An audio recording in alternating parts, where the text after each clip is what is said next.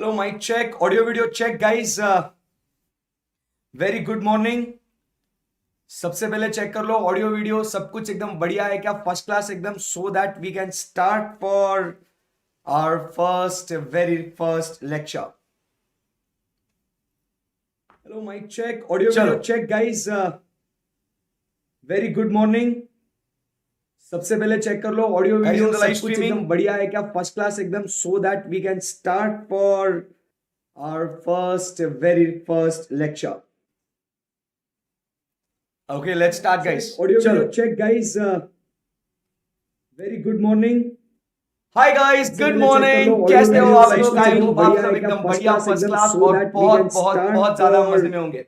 दोस्तों welcome to our CA final batch for May 24 and onwards, right? Yes sir guys. So मेरे प्यारे बच्चों, हम लोग शुरुआत कर रहे हैं एक बहुत ही बढ़िया journey. Hi guys, good morning. कैसे हो आप लोग? अब हम लोग मिल रहे हैं सीए फाइनल ऑडिट के लिए। दोस्तों सीए फाइनल ऑडिट जो है बहुत बढ़िया सा सिलेबस बना रखा है under new syllabus. CA final audit में कुल मिला के आप देख सकते हो ज्यादा नहीं, बहुत ज्यादा टॉपिक्स है। Only 18 chapters that we have to cover, ठीक है? बड़े आराम से और बहुत आसानी से हम लोग इन 18 चैप्टर्स को जो है ना मालिक, इसको अपन कवर करेंगे।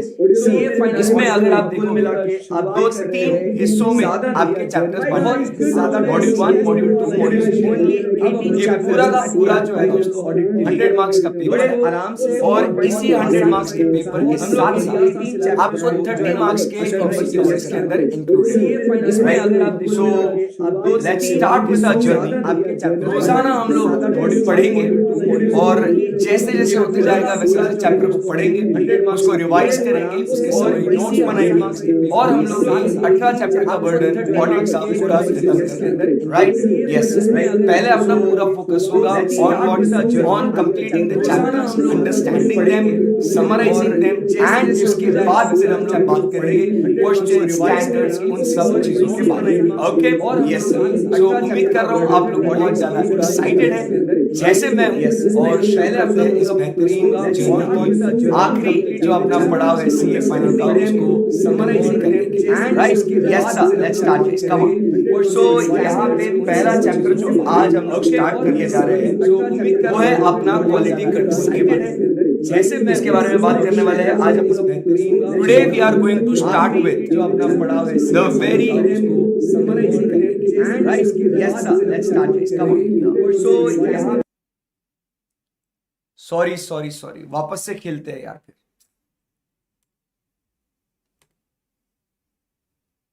फिर पूछा था पहले ऑडियो वीडियो चेक करो, चिड़के लोग। अब देखो सुबह सुबह कोई बात नहीं, अच्छा वो पूरा लेक्चर नहीं हुआ। अब चेक कर लो, मैं वापस बोलेगा ये सब। अभी अभी चेक करो, अभी अभी चेक करो।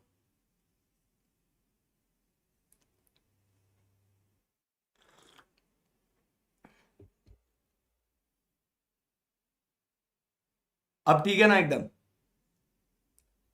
ओके, चलिए तो फिर से खेलते हैं यार गाइस। गाइस फिर से रीटेक चलो। Hi guys, good morning. कैसे हो आप लोग सब? आई होप आप सब एकदम बढ़िया फर्स्ट क्लास और बहुत ज्यादा मजे में होंगे। Yes sir. दोस्तों welcome to CA final audit का बैच। सीए फाइनल ऑडिट जो हम लोग आज शुरू कर रहे हैं वो है न्यू सिलेबस को लेके as per institute may 24 and onwards जो लागू होने वाला है, right? I am very much excited to start with this batch, right? And उसी के साथ मैं आपको बता दूं कि अपन जो सीए फाइनल ऑडिट में जो पढ़ने वाले हैं उसमें कितने टॉपिक्स हम लोग पढ़ने वाले हैं, how many topics are there.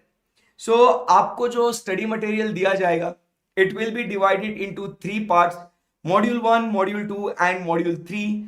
कुल मिला के ये जो है दोस्तों इट इज 18 चैप्टर्स जो अपने को पढ़ना है। 18 चैप्टर्स में अपने को तहलका मचाना है, बहुत रॉक करना है।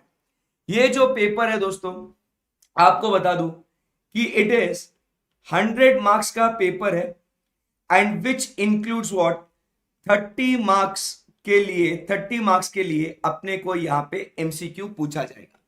केस स्टडी बेस्ड एमसीक्यूज होंगे, डायरेक्ट एमसीक्यूज होंगे और अपने को थ्योरेटिकल क्वेश्चंस होंगे। और इसी के साथ साथ इन 18 चैप्टर्स के साथ साथ अपने को स्टैंडर्ड्स ऑन ऑडिटिंग भी पढ़ना है। और स्टैंडर्ड्स ऑन ऑडिटिंग के साथ साथ हमें रिव्यू एंगेजमेंट्स, अश्योरेंस एंगेजमेंट्स, ये सारे स्टैंडर्ड्स भी हमें पढ़ने हैं। तो बहुत मजा आने वाला है। बहुत बहुत बहुत वास्ट है ये सिलेबस, बट हम लोग हमेशा एम करेंगे कि इसको हम लोग बहुत ही बढ़िया तरीके से पढ़े। Right, okay. अब सर पढ़ने का तरीका कैसे होगा दोस्तों? जैसे हमने सीए इंटरमीडिएट में ऑडिट को पढ़ा था, उसी तरीके से हम लोग इसको पढ़ने वाले हैं। पहले हम लोग फोकस करने वाले हैं अपना पूरा कॉन्सेप्ट अंडरस्टैंडिंग के ऊपर। पूरे कॉन्सेप्ट को समराइज करेंगे, उसको रिवाइज करेंगे और फिर उसके बाद हम लोग क्या करने वाले हैं, उस पर्टिकुलर चैप्टर का कैप्सूल बनाएंगे। और वो कैप्सूल आपको पता है आपके लिए अवेलेबल हो जाएगा एग्जाम्स के रिवीजन तक के लिए। उसके बाद दोस्तों हम लोग बात करेंगे about questions and answers, paper में उसे कैसे लिखना है, उसकी राइटिंग प्रैक्टिस भी हम लोग करने वाले हैं।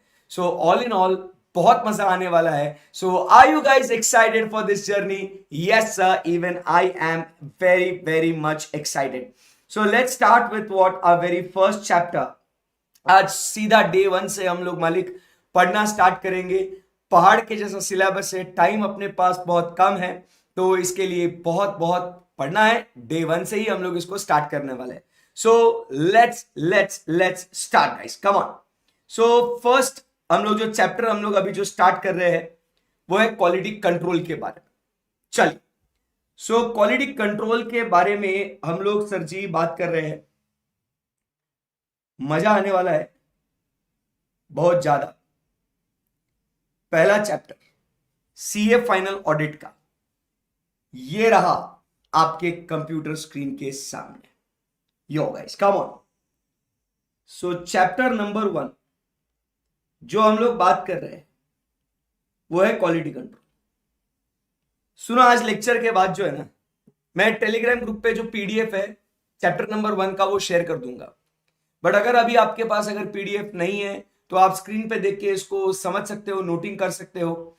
उसी के साथ साथ आप अगर आईसीआई का मटेरियल भी यूज कर लोगे तो भी चलेगा, कोई दिक्कत नहीं है। ओके ओके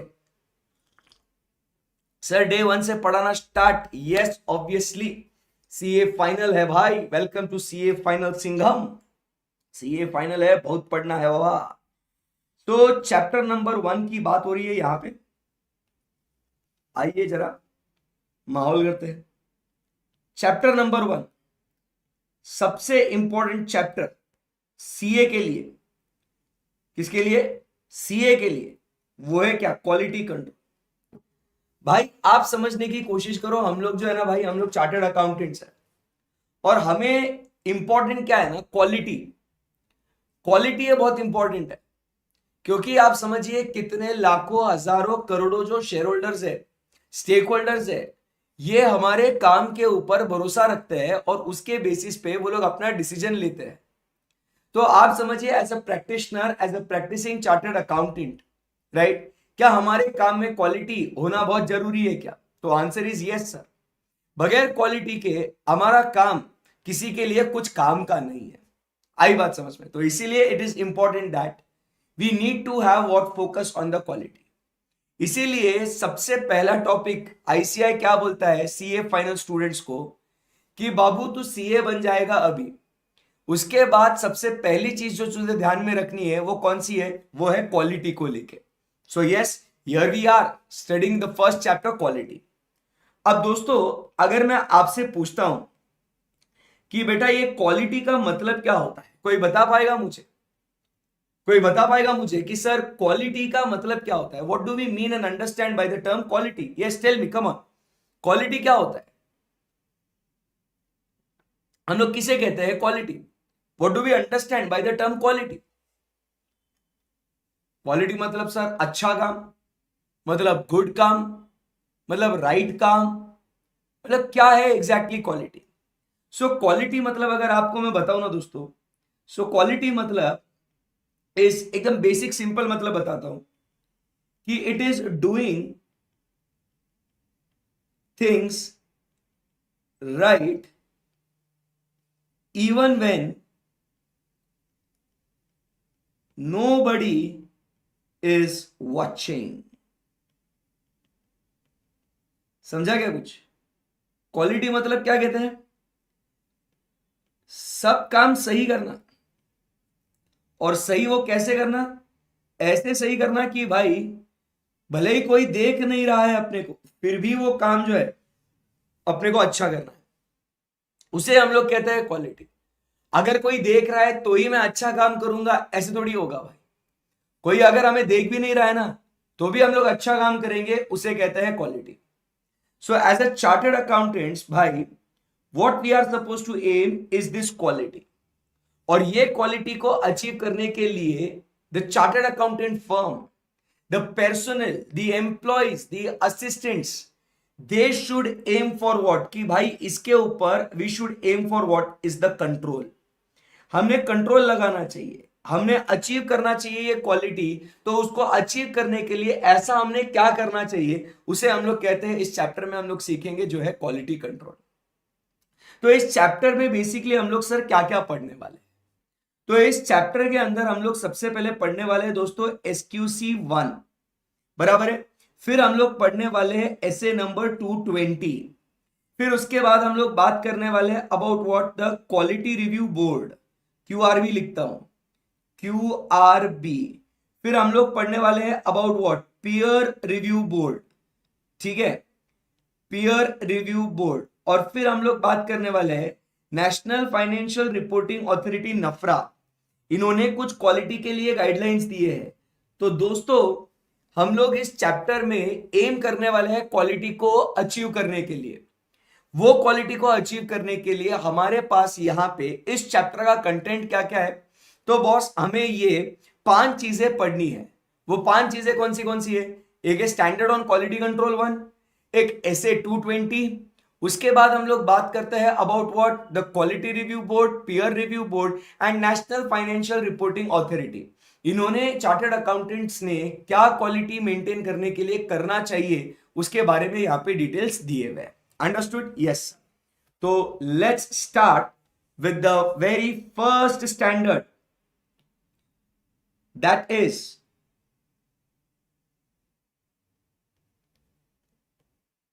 SQC 1, ठीक है।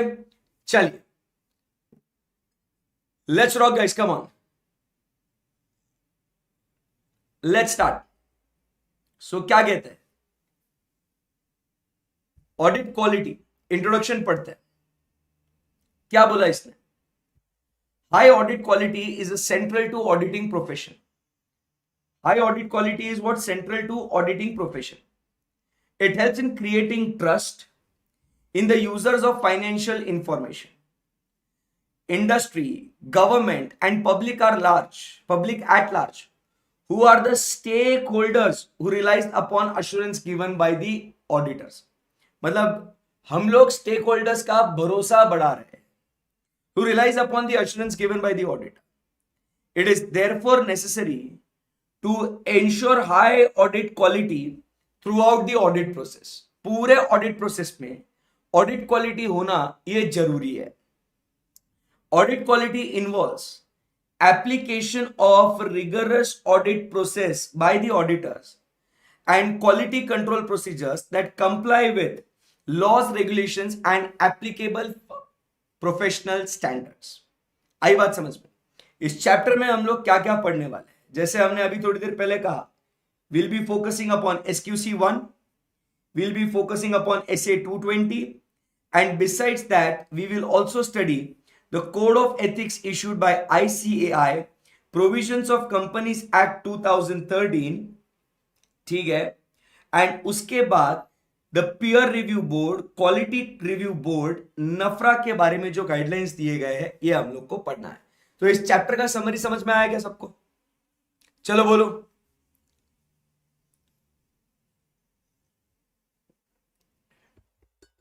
Are we going good? चलो बोलो फटाफट। कोई भी दिक्कत यहां पे? नो सर, बेस्ट है एकदम। सो ये रहा समरी इस चैप्टर का। सो अब आते हैं सबसे पहले फर्स्ट पार्ट पे जो है स्टैंडर्ड ऑन क्वालिटी कंट्रोल 1। अब बेटा स्टैंडर्ड ऑन क्वालिटी कंट्रोल 1 पे अगर अपन बात करते हैं, सो ध्यान से सुनना, सर क्या बोल रहे हैं एकदम इंपॉर्टेंट है। ये स्टैंडर्ड ऑन क्वालिटी कंट्रोल 1 की जो बात हो रही है ना, ये किधर किधर एप्लीकेबल है और किसे किसे एप्लीकेबल है, ध्यान से सुनना।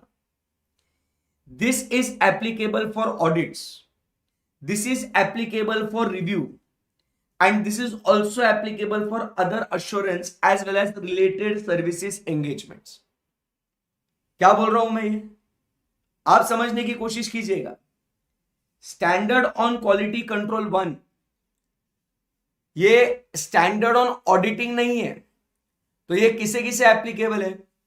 सो this is applicable for audit engagements, ये एमसीक्यू के लिए बहुत इंपॉर्टेंट है और ये आपको बेसिक पता होना बहुत जरूरी है। It is applicable for audit engagements, it is applicable for review engagements, अगर आप कोई काम रिव्यू कर रहे हो, या it is also applicable to other assurance engagements,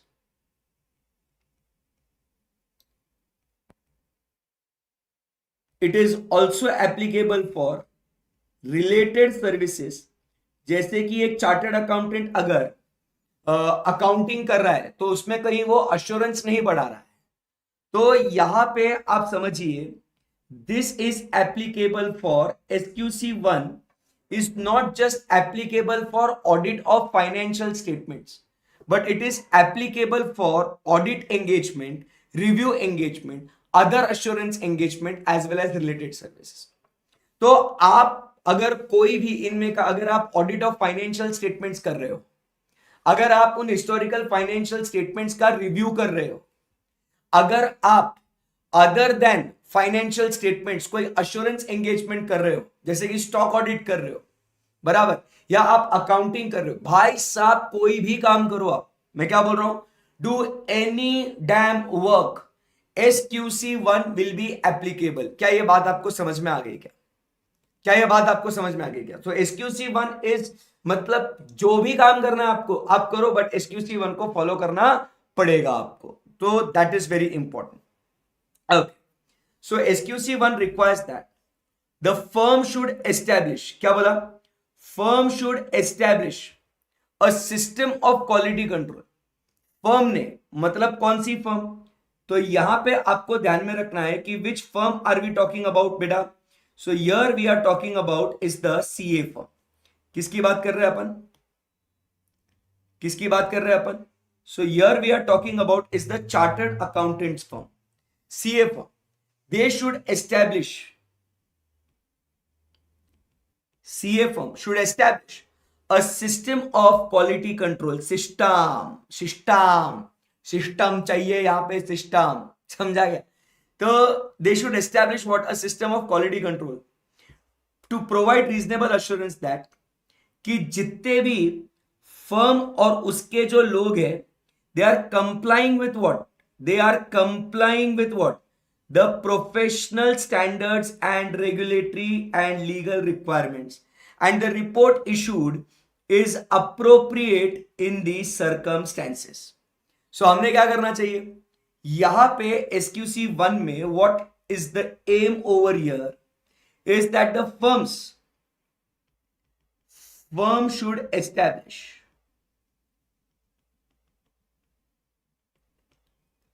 establish what, system. तो ये सिस्टम में क्या होना चाहिए, so here we aim that this firm should establish a system that is the policies and procedures that should aim for what, the firm's personnel, the firm and personnel, ठीक है, they comply with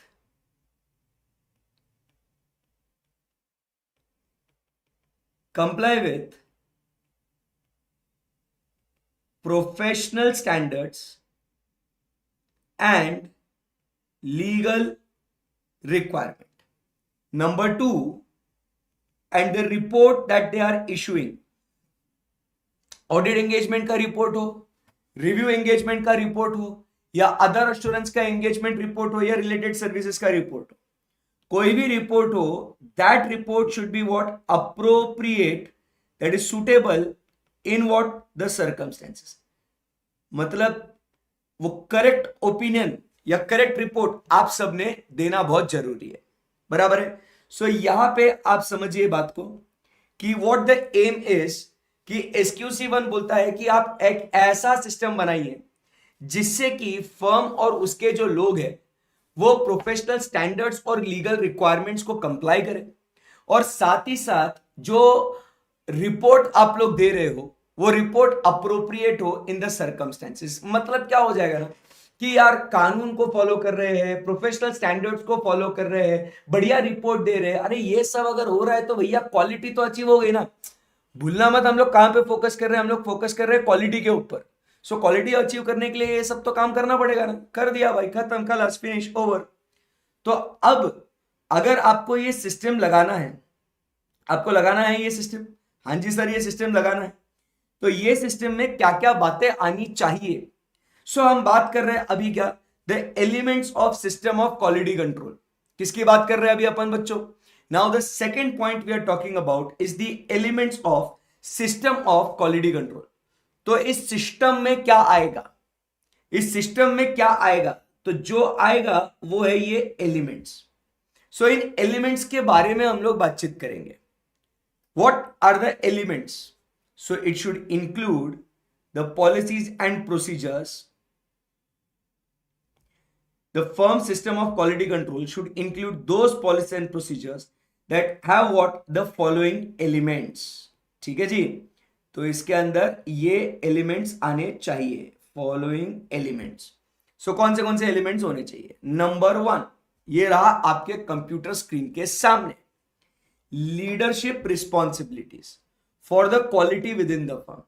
जो leader है ना, उसने सबसे पहले जिम्मेदारी लेनी चाहिए कि जो भी काम होगा वो बढ़िया होगा, ये मेरी जिम्मेदारी। अरे अगर मैं अच्छे से काम करूंगा तो मेरी जो टीम है वो अच्छे से काम करेगी।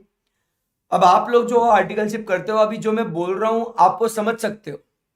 इंटर में क्या होता था, आप सबको ये बातें इमेजिन करनी पड़ती थी।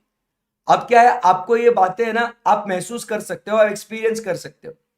क्यों? आपका प्रिंसिपल, आपके सीनियर्स, या आप अभी सीनियर बन गए होगे, आप हमेशा एम नहीं करते हो कि यार मुझे बढ़िया क्वालिटी का काम करना है, मुझे अच्छा क्वालिटी का काम करना है, बराबर, नहीं तो यार काम बेकार हो जाएगा तो क्लाइंट गालियां मारेगा। क्या ये आपके पार्टनर्स, क्या ये आपके सीनियर्स, क्या ये आप हमेशा एम करते हो? क्या 100% एम करते हैं? क्योंकि ये SQC1 ने बोला है। तो जब भी आज आप ऑफिस जाओगे अभी, तो आपने एम करना है कि जो भी काम आप करोगे इसमें आपने फोकस करना है कि it is your responsibility as a leader, बराबर के नहीं, कि आपने क्या करना है, इसको क्वालिटी अचीव करना है। सेकेंड पॉइंट, आपने जो भी काम करना है वो पूरी श्रद्धा, निष्ठा और ईमानदारी के साथ काम करना है। आपने एथिकल रिक्वायरमेंट्स को फॉलो करना है, बराबर है। उसके बाद डायरेक्टली काम नहीं करना है। You should also have the procedures regarding what acceptance and continuance of client relationship. आप लोग जब काम करने जाते हो तो पहले आप कुछ बैकग्राउंड में काम करते हो, इंडिपेंडेंस की चेक करते हो। ये सब हमने इंटर में पढ़ा है, याद होगा आपको। बट आज ये दोबारा से डिटेल में पढ़ना क्यों जरूरी है? क्योंकि आज आपको वो फील होगा, क्योंकि हम लोग ये ऑफिस में जाके यही तो काम करते हैं सर। उसके बाद ह्यूमन रिसोर्सेस, जैसे याद होगा मैंने आपको बचपन में कहा था एक बार कि आप जब इनिशियली ऑडिट करने जाओगे तो याद है वो सुहाने दिन, वो पल कि जब आपको ऑफिस में गए थे तो आप बैठे थे। उसके बाद फिर आपको बेसिक वाउचिंग का काम दिया गया था, आपको बेसिक चेकिंग वाला काम दिया था। फिर कुछ दिनों बाद आपको लेजर स्क्रूटिनी का काम दिया, अकाउंट्स को रिव्यू करने का काम दिया। फिर आपको जो आपके जूनियर्स थे उनका काम बराबर से हो रहा है या नहीं हो रहा है, ये सब आपको काम करने दिया। और फिर अभी आप शायद फाइनलाइजेशन का काम कर रहे हो, टैक्स ऑडिट का सीजन चालू है सर, बराबर है कि नहीं? बहुत मजा आ रहा है। तो ये भाई कौन सा व्यक्ति क्या काम करेगा, उसका कॉम्पिटेंस, कैपेबिलिटी, कमिटमेंट देखना बहुत जरूरी है कि नहीं है? 100% यस सर। उसके बाद आपने परफॉर्मेंस मॉनिटर करना है पूरा, और ध्यान देखना है कि जो एंगेजमेंट आप परफॉर्म कर रहे हो, is it complying with the professional standards, legal requirements, and moreover whether you are issuing appropriate report. और इस पूरे काम के ऊपर आपने क्या करना चाहिए? मॉनिटरिंग करना चाहिए। सही बात है ना एकदम? Yes sir. सो बताइए सबसे पहले स्टेप बाय स्टेप हम लोग क्या बोलेंगे, इसके अंदर एलिमेंट्स, इस सिस्टम के अंदर कौन से एलिमेंट्स आएंगे, इस सिस्टम के अंदर कौन से एलिमेंट्स आएंगे। तो सबसे पहले कौन होगा इस सिस्टम के अंदर, सबसे पहले कौन होगा, तो यहां पे होगा लीडर। हम कहेंगे लीडरशिप रिस्पॉन्सिबिलिटीज, सही है एकदम। तो ये लीडर की रिस्पॉन्सिबिलिटी होगी, बोलिए कुछ। यस सर, ये लीडर की रिस्पॉन्सिबिलिटी होगी कि उसने ये पूरे सिस्टम को फॉलो करना चाहिए। सेकेंड पॉइंट हम लोग क्या बोलेंगे, ये लीडर और साथ ही साथ उसकी जो वानर सेना है, मतलब ये कौन है, एंगेजमेंट टीम,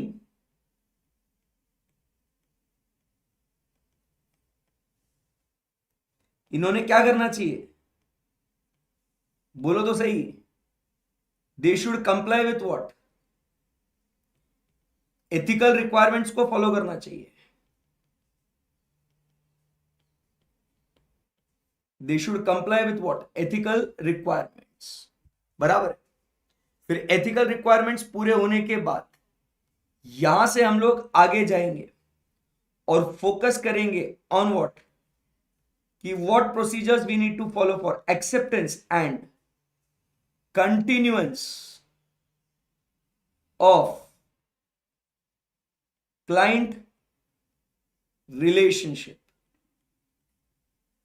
और अगर आपने काम एक्सेप्ट कर लिया तो जो काम है उसके हिसाब से आपको आपकी एंगेजमेंट टीम लगेगी। तो हमें चाहिए ह्यूमन रिसोर्सेस, वुमन नहीं, human. So what we want is the human resources. अब ये ह्यूमन रिसोर्सेस आएंगे, जैसे करण अर्जुन आएंगे, तो इनका जो एंगेजमेंट, दैट इज इनका जो काम है, ये एंगेजमेंट परफॉर्मेंस बढ़िया होना चाहिए। और फिर इस पूरे काम के ऊपर ये जो अपना लीडर है, इसने क्या करना चाहिए, बोलते क्यों नहीं, बोलेंगे सर, इन्होंने करना चाहिए मॉनिटरिंग। आई बात समझ में। So this is what their aim is. सो ये कौन से पॉइंट हो गए अपने, दिस इज पॉइंट नंबर 1, बराबर है। This is point number 2, point number 3, point number 4, point number 5 and बेटा पॉइंट नंबर 6। खत्म एकदम। तो ये जो है, ये सिस्टम में ये सारी बातें आनी चाहिए, करेक्ट एकदम, या बोलो भाई।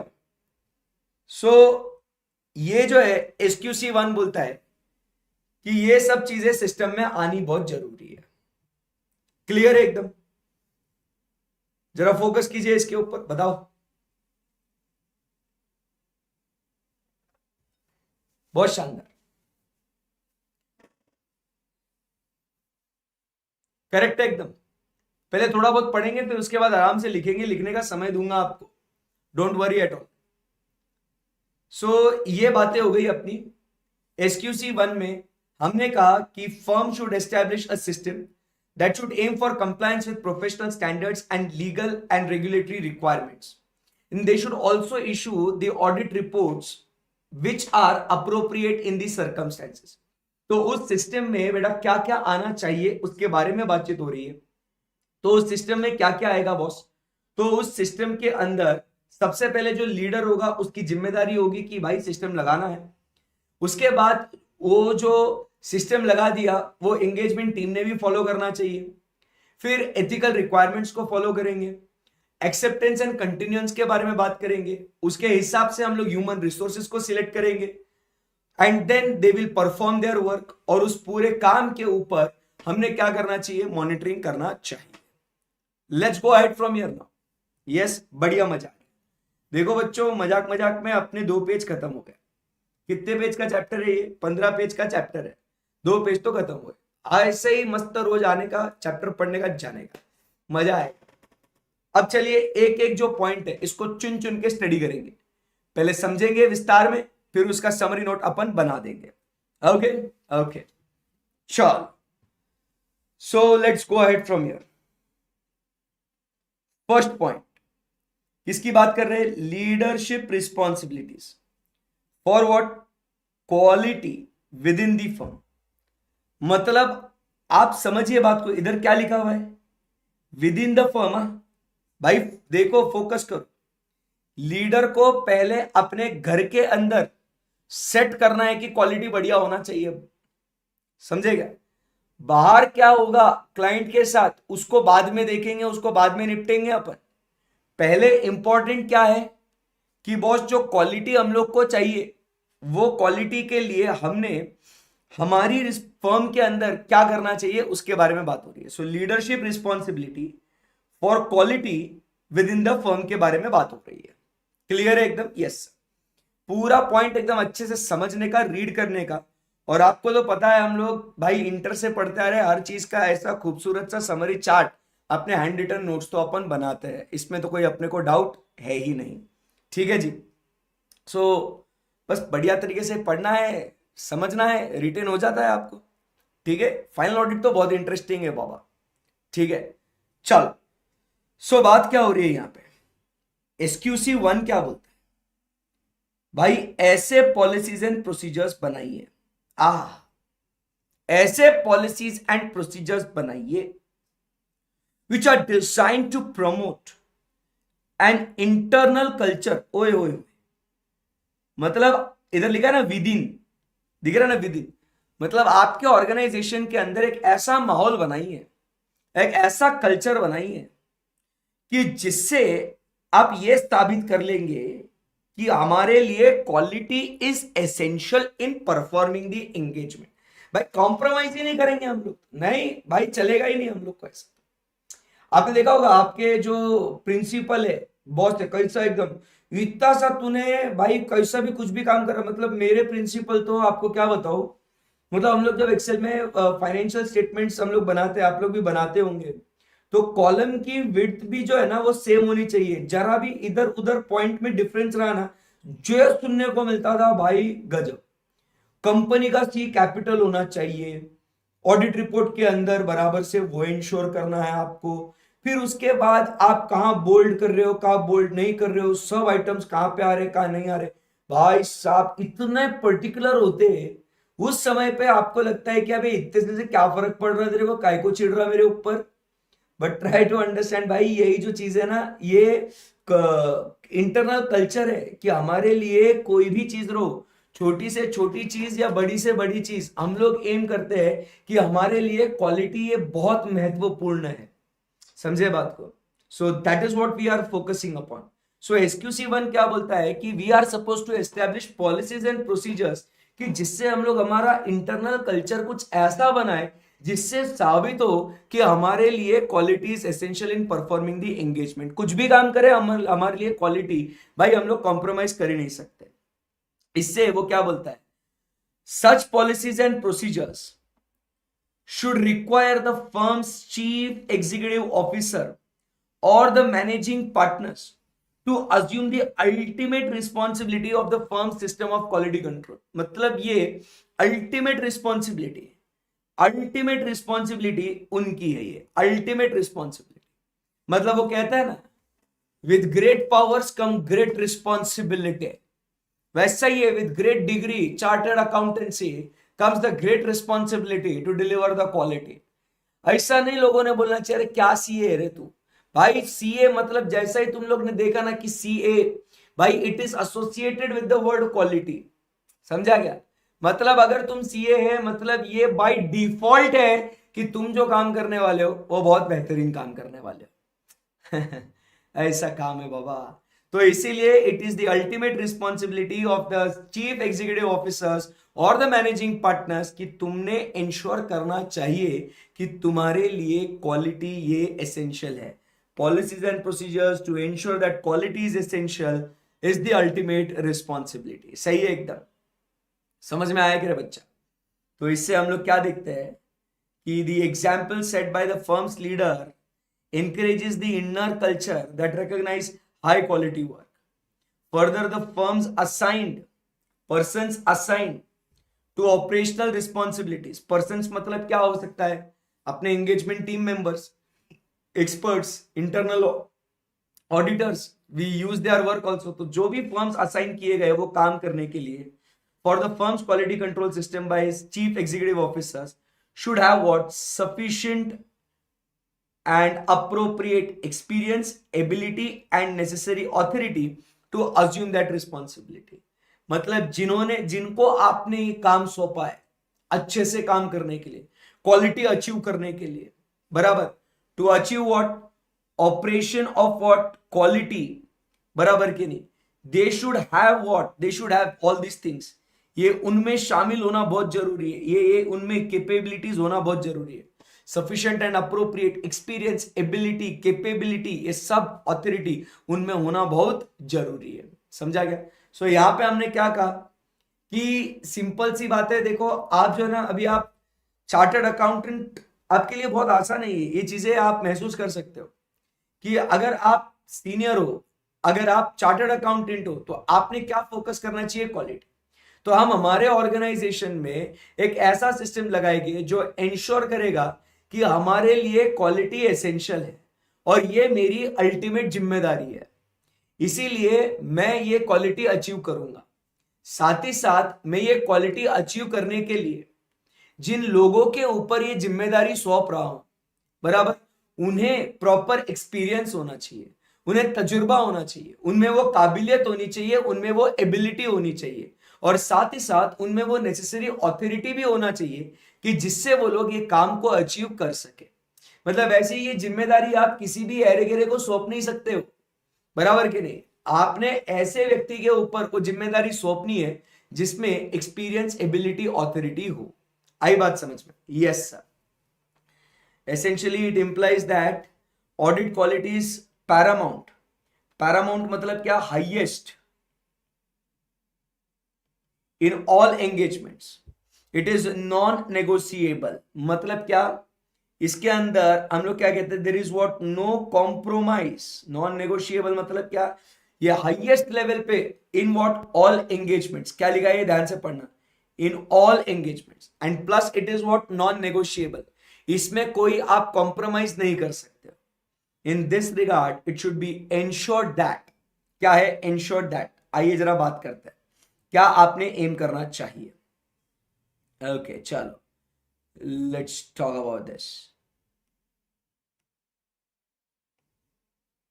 Number one, in this regard, it should be ensured that the firm assigns its management responsibilities so that commercial considerations do not override the quality of work performed.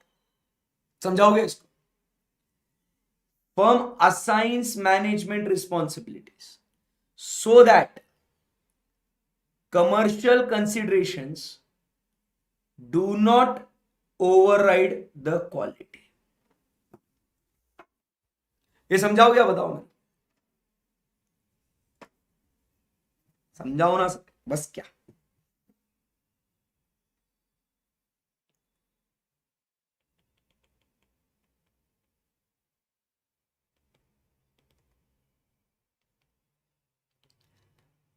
वाह, झोपलेगा रे तुम्ही? सो गए क्या तुम लोग? कहे जिंदा? चलो. सो फर्स्ट अपन बात कर रहे हैं अबाउट लीडरशिप रिस्पॉन्सिबिलिटी. अब लीडरशिप रिस्पॉन्सिबिलिटी में हम लोग ने क्या करना चाहिए, आप समझिए बात.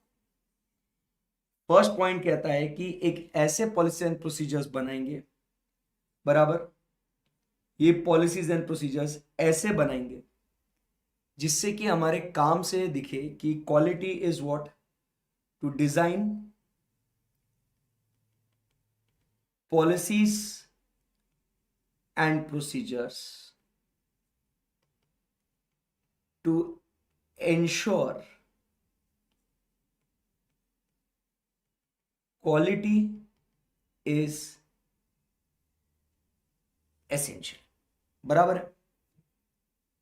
जिसके ऊपर आपने ये रिस्पॉन्सिबिलिटी असाइन करी है, बराबर, persons assigned should have necessary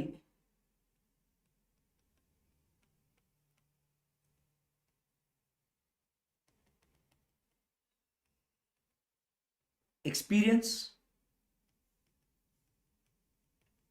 ability and authority. तो उनमें जो है ये बातें होनी बहुत जरूरी है। अभी इसके लिए आपने क्या फोकस करना चाहिए, आपने क्या क्या इंश्योर करना चाहिए, ध्यान से सुनना। Essentially it implies that quality is important, it is non negotiable. In this regard it should B insured that कि क्या करना चाहिए, आपने ये जिम्मेदारी सौंपनी चाहिए ना। सो क्यों सौंपनी चाहिए, सो आप समझिए वो क्या कहता है, एकदम अच्छे से फोकस करना। फर्स्ट पॉइंट,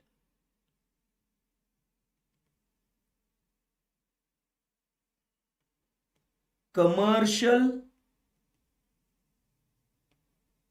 कंसिडरेशन, ये असाइन क्यों करना चाहिए इसके बारे में बात हो रही है। Why this should be assigned, तो वो कहता है the commercial considerations should not override quality. आपने क्वालिटी परफॉर्मेंस किसी और के ऊपर सौंपना बहुत जरूरी है भाई। नहीं समझे? अरे आप समझो, ये जो है ये लीडर है। ये कौन है? ये leader. He is going to do what? He is going to perform work. He is going to perform work. इसने क्या करना चाहिए मालूम है क्या आपको? इसने क्वालिटी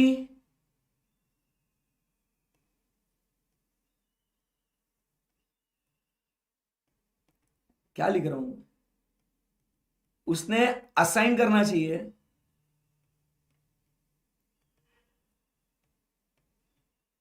क्वालिटी कंट्रोल टास्क। किसको असाइन करना चाहिए? टू सम अदर पर्सन, बराबर है। ये क्यों करना चाहिए, मतलब क्या कह रहे हैं कि काम करने वाला अलग होना चाहिए और क्वालिटी जो इंश्योर करने वाला जो व्यक्ति है वो अलग होना चाहिए। ये दोनों अलग अलग होना चाहिए। क्यों सर? क्योंकि आप समझिए, अगर ये दोनों एक हो जाते हैं तो इसके दिमाग में क्या चलता है कि यार मेरे को जो फीस दिया ना, कमर्शियल कंसिडरेशन, ये बोलता है मेरे को जो फीस दिया ना, that is what we talk about is the commercial consideration. वो बोलता है अरे बहुत कम पैसा दिया रे इन लोग ने। तो व्हाट हैपेंस इज, इतने में साहब इतना इच मिलेगा। तो ये क्या हो सकता है, ही में perform poor on account of less fees, maybe example है ये, maybe।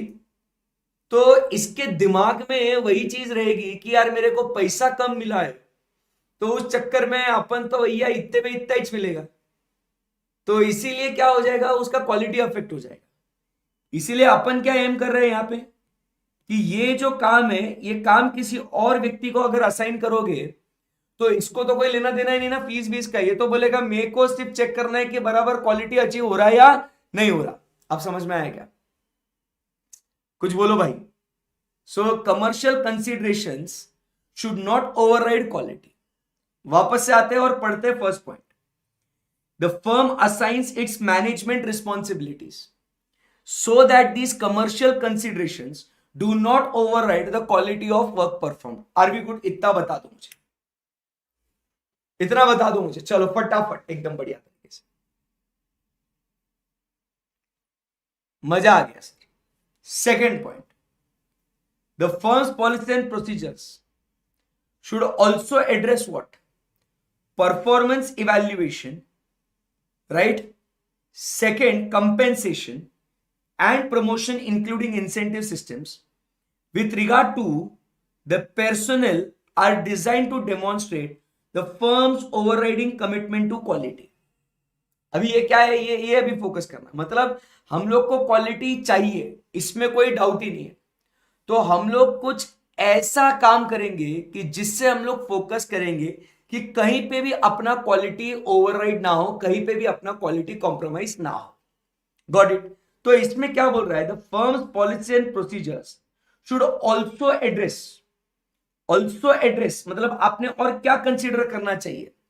सो वो कहता है you should address what, time to time आपने क्या करना चाहिए, परफॉर्मेंस को इवैल्यूएट करना चाहिए लोगों का, उन्हें कंपेंसेशन देना चाहिए, उनका प्रमोशन होना चाहिए, including incentive systems regard to what personnel, they are design to demonstrate firms overriding commitment to quality.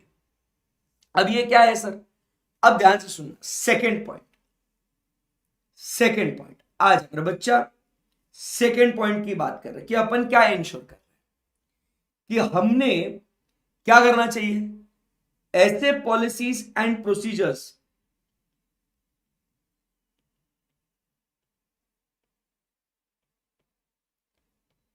For performance evaluation, compensation and क्या बोलते हैं उसको, प्रमोशन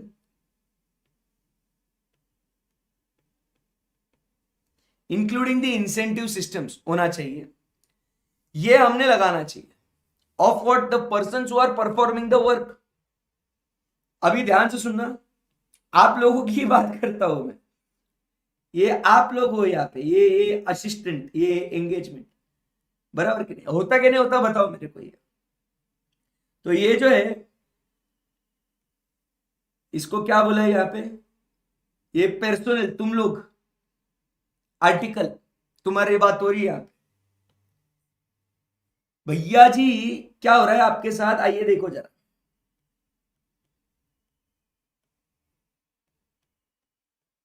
ये आप पर्सनल, अब क्या हुआ आपके साथ,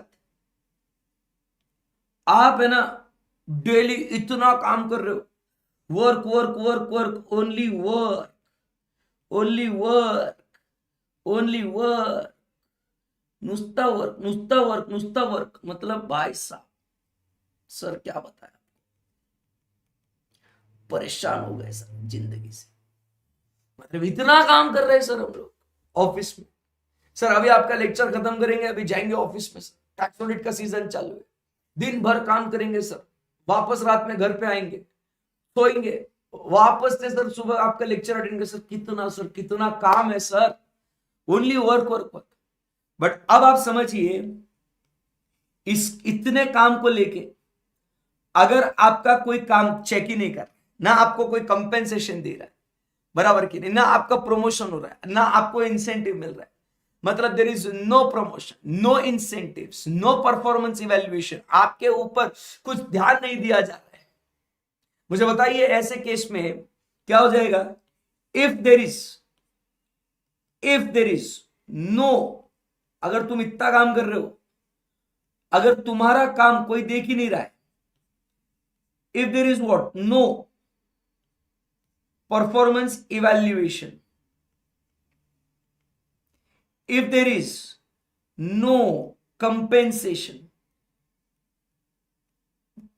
if there is no promotion, आप बोलोगे साला इतनी मेहनत काय को कर रहा हूं मैं, why am I working so hard, so much of effort I'm putting in it, day in day out I am working sir so hard, मेरे अगर काम की कोई कदर नहीं है तो मैं काहे इतनी मेहनत करूं भाई, वाई।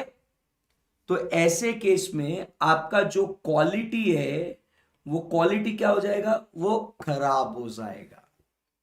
तो इसीलिए अपन क्या देखते हैं कि firm should establish those policies and procedures to ensure that there are systems for performance evaluation, promotion, compensation. ये सब काम हो आपके लिए भाई, समझा क्या बात को? ऐसा है ये खेल, क्लियर है एकदम।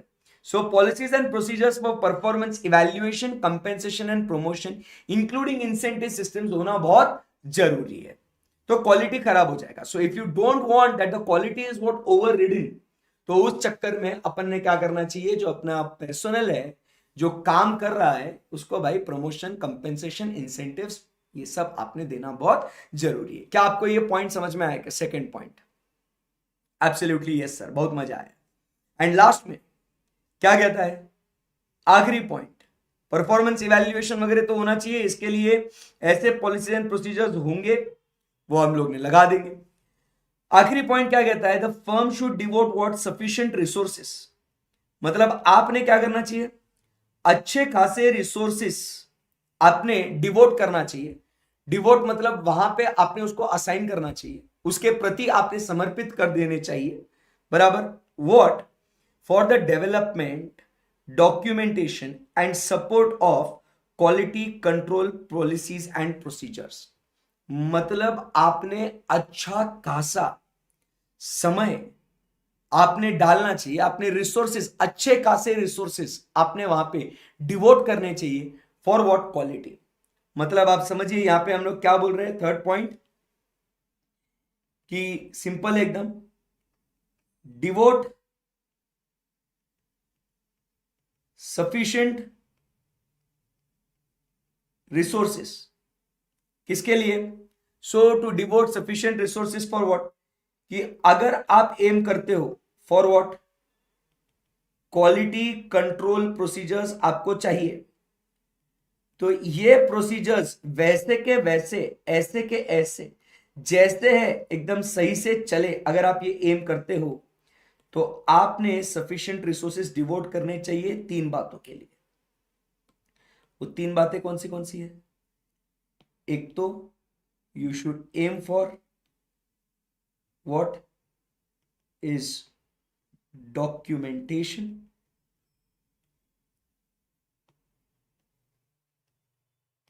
ठीक है। दूसरा, you should aim for development, documentation and support. Development, documentation and support.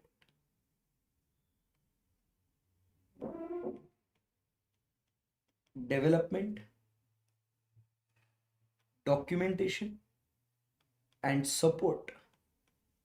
मतलब क्या है कि आपने हमेशा जो क्वालिटी कंट्रोल का जो सिस्टम आपने लगाया है, आपने उसको समय के हिसाब से हर बार आपने उसको डेवलप करना चाहिए। डेवलप करो, उसको डॉक्यूमेंट करो ऑन रिकॉर्ड, एंड उसको सपोर्ट भी करो। मतलब उसको आपने बैकिंग दो कि नहीं, हमें ये फॉलो करना ही है करके। तो जब आप अच्छे से इसको डेवलप करेंगे, उसको डॉक्यूमेंट करेंगे और उसको सपोर्ट करेंगे, सो भाई नो डाउट आप क्वालिटी अचीव कर सकते हो। आई बात समझ में आपको? बोलो बच्चों कुछ। Yes sir. So my dear friends, अगर आप देखोगे, सो ये जो है फर्स्ट लीडरशिप रिस्पॉन्सिबिलिटी का पॉइंट अपना यहाँ पे खत्म होता है। तो हम लोग क्या कहते हैं कि एक ऐसा इनर कल्चर बनाइए कि जिससे आप प्रूव कर सके कि आपके लिए क्वालिटी बहुत एसेंशियल है, आप उसमें कुछ भी कॉम्प्रोमाइज नहीं कर सकते हैं। सेकेंड पॉइंट अपन क्या बोलते हैं कि हमने हमेशा क्या करना चाहिए कि जो लोगों को, हम लोग क्वालिटी को मॉनिटर करने के लिए हमने लोगों को असाइन किया गया है, उन लोगों में होना चाहिए एबिलिटी, एक्सपीरियंस और ऑथोरिटी होना चाहिए। हम लोग हमेशा एम करते हैं कि क्वालिटी हमारे लिए पैरामाउंट इंपॉर्टेंट है, वो उसमें कहीं पे भी हम लोग कॉम्प्रोमाइज नहीं कर सकते हैं, कोई नेगोशिएशन नहीं होगा उसमें। और ये एम करने के लिए आपने इंश्योर करना चाहिए कि जो काम कर रहा है और दूसरे व्यक्ति को आपने क्वालिटी का मॉनिटरिंग करने के लिए दूसरे व्यक्ति को असाइन करना चाहिए। नहीं तो कमर्शियल कंसीडरेशंस आ जाएंगे तो क्वालिटी ओवरराइड हो जाएगी। आपने समय समय पे लोगों का परफॉर्मेंस इवैल्यूएट करना चाहिए, उन्हें प्रमोशन देना चाहिए, कंपेंसेशन देना चाहिए, जिससे कि वापस से क्वालिटी ओवरराइड ना हो। और तीसरा पॉइंट, जो क्वालिटी कंट्रोल सिस्टम है उसको अपने सफिशिएंट रिसोर्सेज आपने डिवोट करने चाहिए to ensure that there is a development, documentation and support of those systems. Clear एकदम बात? Yes sir. तो ये जो है इन 3 पॉइंट्स की समरीज, एग्जांपल्स ये आपके सामने है।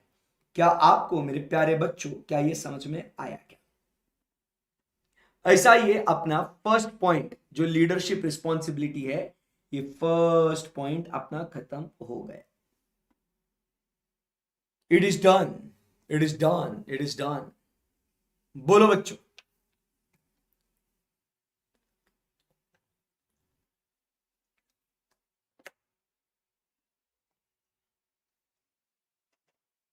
यस। सो ये यहां पे जो इतना सा कंटेंट था, इसका ये अपन ने विथ एक्सप्लेनेशन, विथ एग्जाम्पल, एक सिंपल उसका समरी चार्ट अपन ने बना दिया विद डिटेल्ड अंडरस्टैंडिंग। सो क्या होता है, एक एक पॉइंट का अपने को डिटेल्ड अंडरस्टैंडिंग रहता है ना, सीए फाइनल में ये बहुत जरूरी है बॉस। ठीक है ना, पूरा डिटेल में समझना बहुत जरूरी है। आप कहोगे कि सर हमने इसको इसमें भी पढ़ा है इंटर में, बट ये चीजें अलग है, अभी हेडिंग सेम है, अंदर का कंटेंट जो है ना अलग है बेटा। ठीक है जी? Yes. Shall we go ahead from here now? Shall we go ahead from here now? Yes, yes. Second point पे आते हैं, फिर देखते हैं कि आपको फिर अगर कुछ लिखने का मन करे तो फिर अपन लिखेंगे उसको। ठीक है? So let's talk about the second point now, जो बात कर रहा है about ethical requirements. First point leadership responsibility हो गया, अब बात कर रहे हैं एथिकल रिस्पॉन्सिबिलिटीज, एथिकल रिक्वायरमेंट्स की। ठीक है, चलो। द फर्म शुड एस्टैब्लिश, या boy, the firm should establish policies and procedures to provide with the reasonable assurance that the firm and its personnel comply with what? Relevant ethical requirements contained in the code of ethics issued by ICAI. ठीक है? सो ethical requirements में क्या है, अपन लोग M कर रहे हैं कि ऐसे पॉलिसीज एंड प्रोसीजर्स आपने आपके फर्म के अंदर बनाने हैं जिससे हम लोग एम कर रहे हैं कि we comply with the ethical requirements that are given by the code of ethics issued by ICI. तो आईसीआई के कोड ऑफ एथिक्स के अंदर जो भी है वो सब अपन ने कंप्लाई करना अनिवार्य है। ओके, तो this code establishes what? This code establishes fundamental principles of professional ethics. And what are this fundamental principles बेटा? सो इट इंक्लूड्स, ये ध्यान में रखने का, ये integrity, objectivity, professional competence and due care, confidentiality and professional behaviour. सो ये क्या हो गए अपने? The code establishes these fundamental principles. ये fundamental principles should be emphasised by, बराबर, ये फंडामेंटल प्रिंसिपल्स को फॉलो करना है। क्यों? क्योंकि अपने को बहुत ऊपर जाना है। ऊपर किधर जाना है? आसमान में। किधर जाना है अपने को बेटा? आसमान में। तो आसमान में जाना है, आसमा में जाना है अपने को, ये फंडामेंटल प्रिंसिपल्स फॉलो करके, ASMA, आसमा, हा हा हा। सो अपने को ये फंडामेंटल प्रिंसिपल्स को फॉलो करके, बराबर के लिए, ये fundamental principle should emphasise by, emphasise मतलब स्ट्रेस। अपन इसके ऊपर इतना स्ट्रेस क्यों करेंगे, इतना अपन उसके ऊपर जोर क्यों डालेंगे? क्योंकि अपने को जाना है बहुत ऊपर, अपने को जाना है आसमान। सो हमारे actions, this should emphasise by, ये फंडामेंटल प्रिंसिपल्स हमारे लिए इतने इंपॉर्टेंट क्यों है, ये किससे प्रूव होंगे? This should be emphasise by, this should be stressed by, it should be shown by the actions of the leadership of the firm, the spreading of awareness and training, बराबर। उसके बाद इस पूरे काम के ऊपर मॉनिटरिंग होना चाहिए, और साथ ही साथ a process dealing with what? Non compliance. कि अगर आप इन क्वालिटी कंट्रोल प्रोसीजर्स को फॉलो नहीं कर रहे हो तो आप कैसे उसको डील कर रहे हो?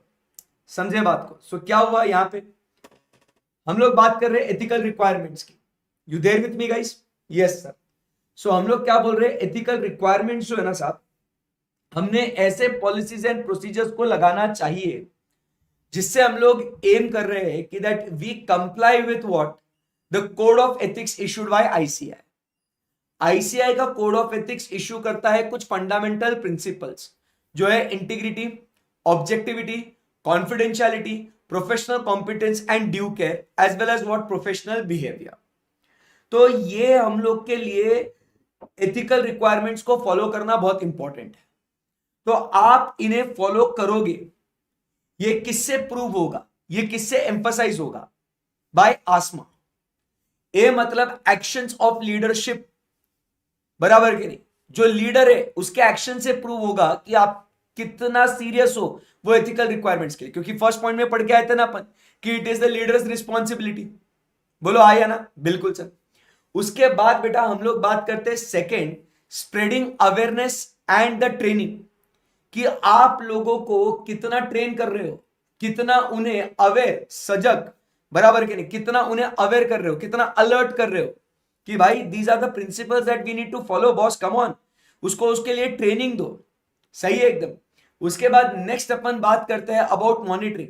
सिर्फ बोल के कह के नहीं चलेगा, उनके काम के ऊपर आपने निगरानी भी करनी चाहिए, सो मॉनिटरिंग भी होना चाहिए। और उसके बाद हम लोग बात करते हैं a process for dealing with what, a मतलब a process for dealing with what, non compliance, कि अगर आप उसे फॉलो नहीं कर रहे हो तो क्या होगा। क्लियर है एकदम बात? Yes sir. ऑब्जर्वेंस ऑफ, इसके साथ साथ वो क्या कहता है, observance of independence in all engagements is also the founding requirement, basic requirements. The firm should establish policies and procedures designed to provide it with reasonable assurance that the firms and its personnel, including experts which are contracted by the firm and network personnel, maintain what independence where required by the code. Such policies and procedures should enable the firm to communicate its independence requirement to its personnel, identify and evaluate the circumstances and relationships that create threats to independence, and take appropriate action to eliminate those threats or to reduce to an acceptably low level by applying safeguards. If considered appropriate, you withdraw. So, there should exist a mechanism. इसके लिए पहले plane reading करते हैं, आपको समझेगा। There should exist a mechanism in the firm which engagement partners provide with relevant information about client engagements and personnel to promptly notify firm of circumstances that create a threat to independence. All breaches to independence should be promptly notified to the firm for appropriate actions. Its objective is to ensure that independence requirement is satisfied. At least annually, the firm should obtain written confirmation of compliance with policy and procedures on independence from all personnel required to be independent in terms of requirement of the code. आई बात समझ में आपको? SQC when lays down special emphasis on familiarity threat. बहुत आसान है यार ये, इसका समरी बनाएंगे तो और क्लियर हो जाएगा। पहले रीड करते हैं। Therefore, the firm should establish a criteria determining the need for safeguards to address this threat. In determining appropriate criteria, the firm should consider the nature of the engagement, the public interest, and the length of service. Examples of safeguards include, वो examples हम लोग देख लेंगे। These are what the examples. ठीक है जी, पढ़े इसको। Second point तो खत्म हो गया भाई। सो क्या है इसके अंदर, आइए जरा अपन देखते हैं। सेकेंड पॉइंट का एक्सप्लेनेशन मस्त है एकदम, इसको अच्छे से समझते हैं। Let's go. सेकेंड पॉइंट, ये बच्चों समझ में आ रहा है क्या कुछ?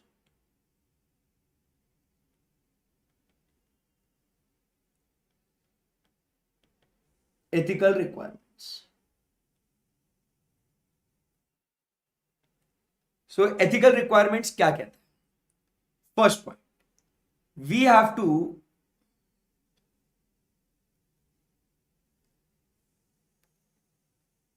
क्या करना चाहिए अपन ने?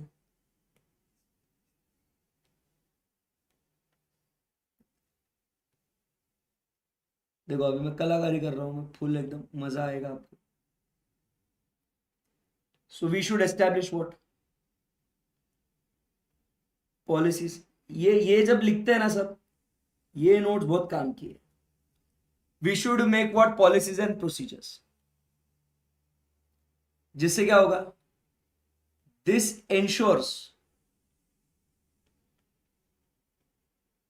ensures compliance with code of ethics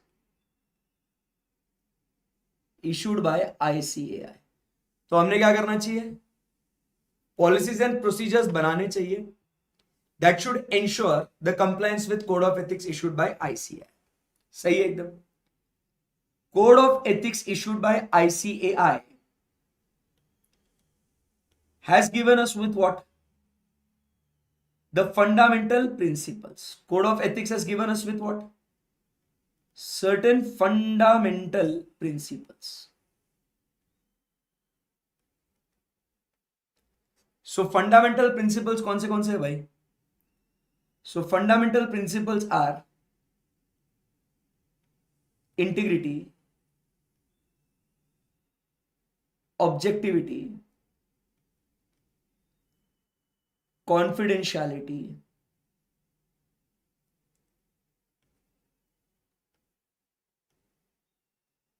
professional competence and due care. Professional behaviour भी है क्या? हाँ है ना सर.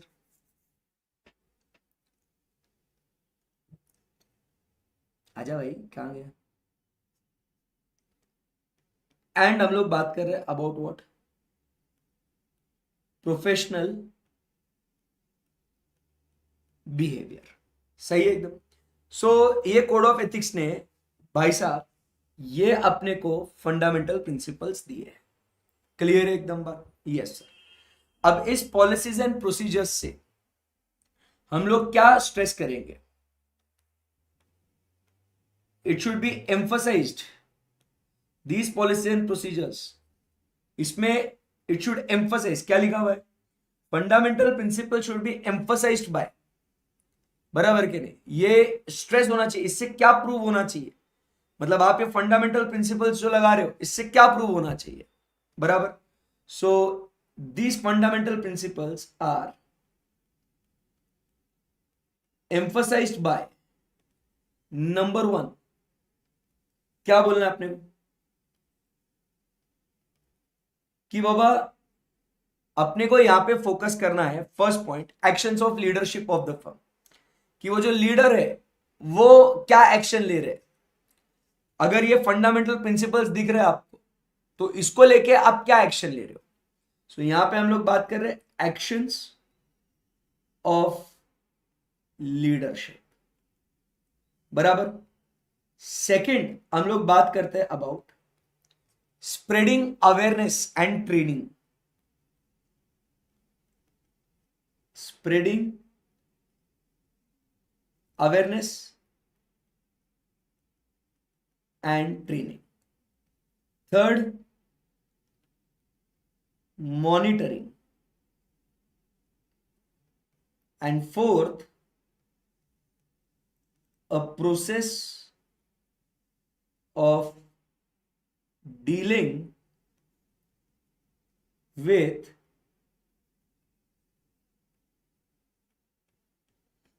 non-compliance. आई क्या बात समझ में आपको? सो ये जो आपके फंडामेंटल प्रिंसिपल्स है, these fundamental principles should be emphasized by this. क्या बोला अपन ने? ASMA, बराबर है क्या? तो ये होना बहुत जरूरी. इसी के साथ साथ इधर हम लोग बात करते हैं अबाउट व्हाट, इंडिपेंडेंस रिक्वायरमेंट की भी तो बात करते हैं अपन, बराबर. So we should also have what, policies and procedures to ensure independence, बराबर कि नहीं. we also have to maintain what, independence, बराबर. सो ये इंडिपेंडेंस के लिए भी कुछ पॉलिसी एंड प्रोसीजर्स होंगे. समझे क्या बात को? ये इंडिपेंडेंस के लिए भी क्या होगा, कुछ पॉलिसीज एंड प्रोसीजर्स होंगे. सो यहां पे इंडिपेंडेंस के लिए भी we have what policies and procedures. तो इसके अंदर क्या होता है, पॉलिसीज, इंडिपेंडेंस मेंटेन करना है। तो अभी इसके बारे में क्या बोलेंगे। फर्स्ट पॉइंट वो क्या कहता है, communicate independence requirement to the personnel. First point, independence मतलब क्या है आपको पता है क्या, बचपन में पढ़ा था हम लोग ने इंटर में। इंडिपेंडेंस क्या होता है पता है क्या आपको? भूल गए, वाओ।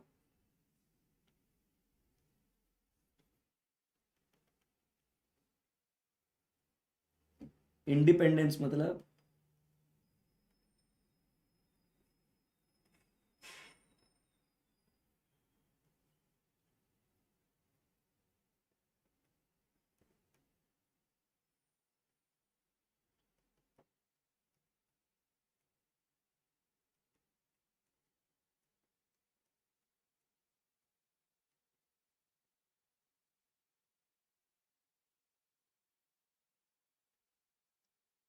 इंडिपेंडेंस का मतलब क्या बोला अपन ने, ability to express an opinion without being affected by what influences. बिना किसी के इन्फ्लुएंस होके हम लोग क्या कर सकते हैं, अपना ओपिनियन देंगे। सो ये इन्फ्लुएंसेस ना हो अपने काम के लिए, तो इसीलिए कुछ पॉलिसी एंड प्रोसीजर्स बनाएंगे। सो इस पॉलिसीज एंड प्रोसीजर्स में हम लोग सबसे पहले एम क्या करते हैं कि boss communicate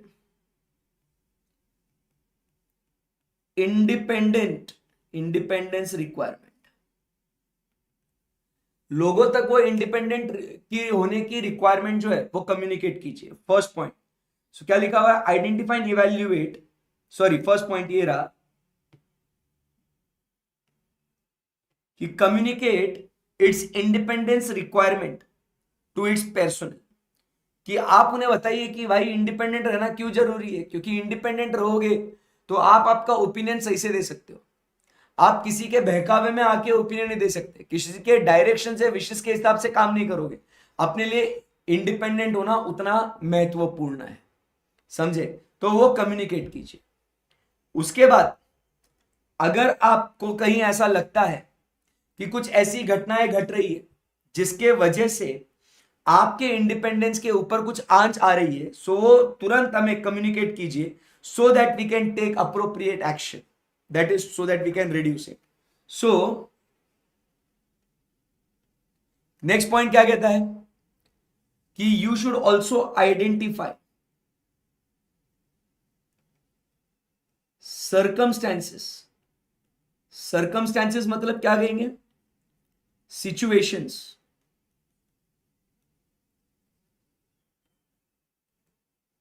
that causes threats to independence।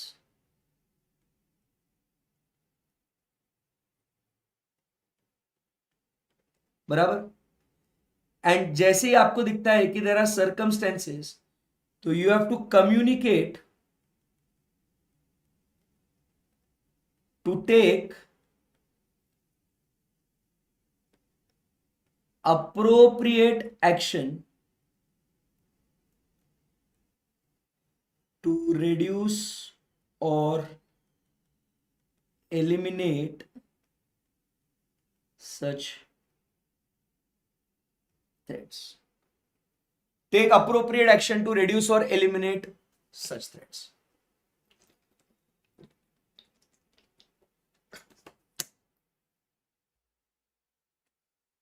क्या बेटा ये बात जम गई क्या आपको? अब SQC1 जो है, ऐसे अलग अलग थ्रेट्स आपने बचपन में पढ़े हैं, self interest threats, self review threats, familiarity threats, intimidation threats, advocacy threats, बराबर के नहीं। SQC1 जो है ये क्या करता है, ये खास फोकस लगाता है on what, the familiarity threat.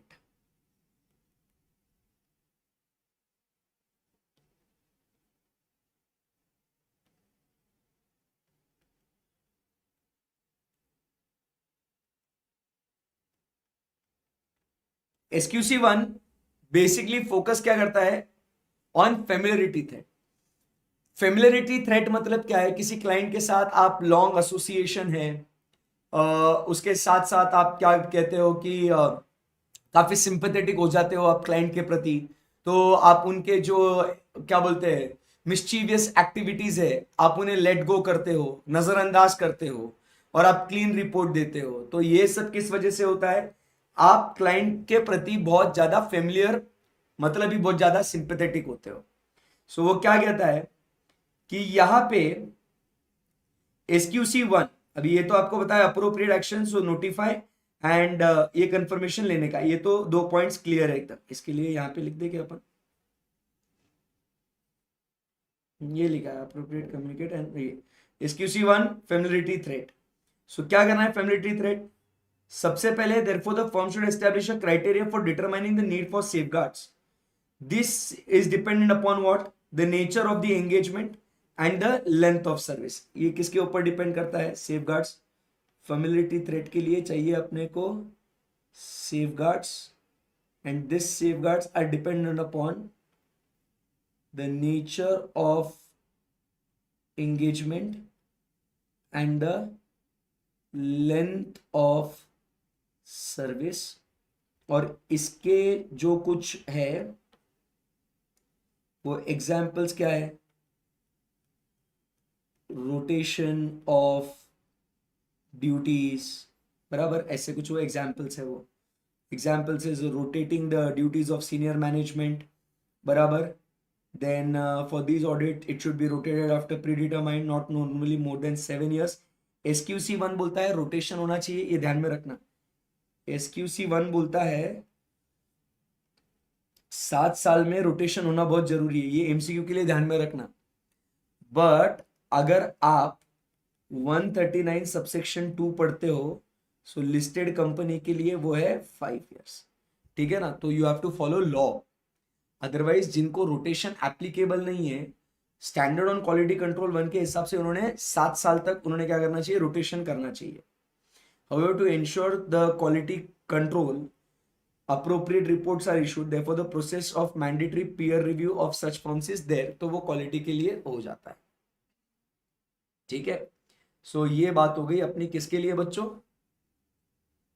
Ethical requirements के लिए। तो हमने क्या देखा ये एथिकल रिक्वायरमेंट्स में कि policy and procedures to ensure that the code of ethics issued by ICI are complied with।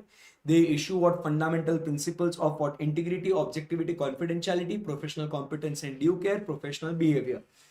This should be emphasized by the actions of the leadership, spreading of awareness and training, monitoring and a process for dealing with non-compliance। यहाँ पे खास focus independence पे भी दिया जाता है। Independence को ensure करने के लिए हमने पॉलिसी एंड प्रोसीजर्स बनाने चाहिए। आपने कम्युनिकेट करना चाहिए अपने पर्सनल को कि व्हाट इज द इंडिपेंडेंस का रिक्वायरमेंट, और उसके बाद आपने क्या करना चाहिए?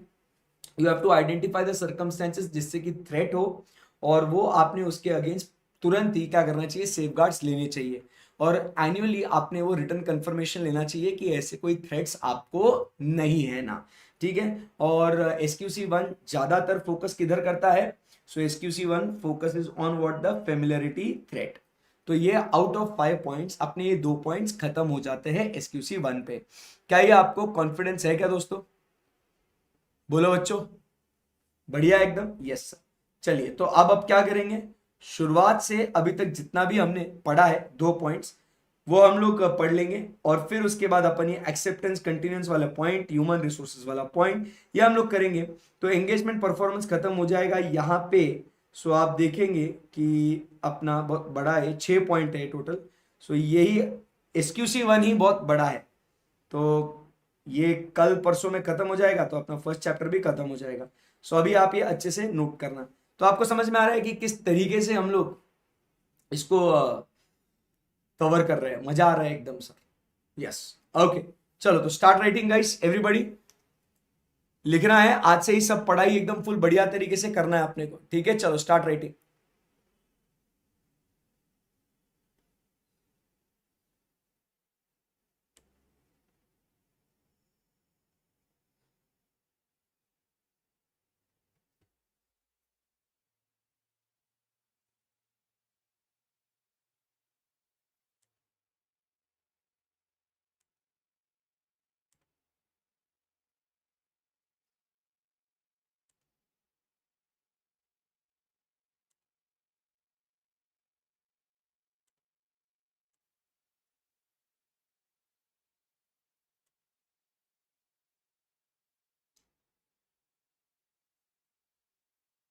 चलो गाइस, स्टार्ट राइटिंग।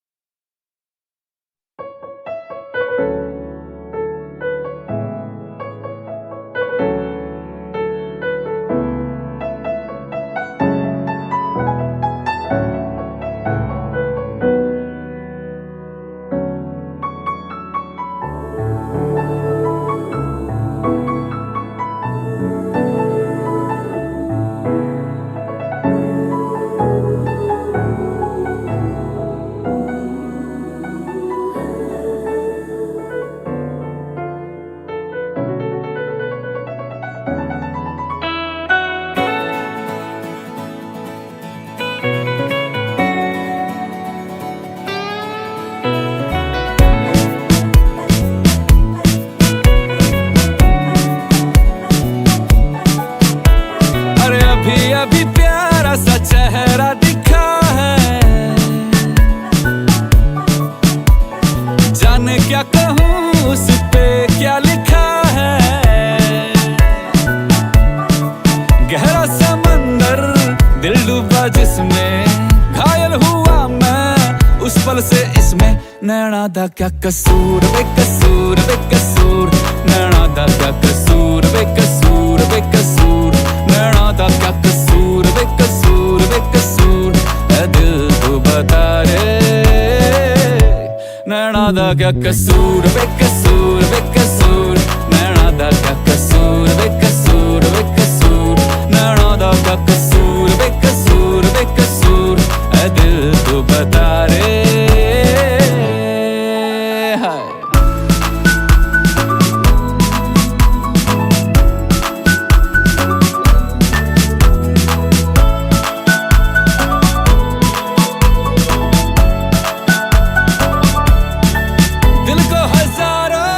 बांधे थे धागे पर पाजी निकला ये हमसे आगे।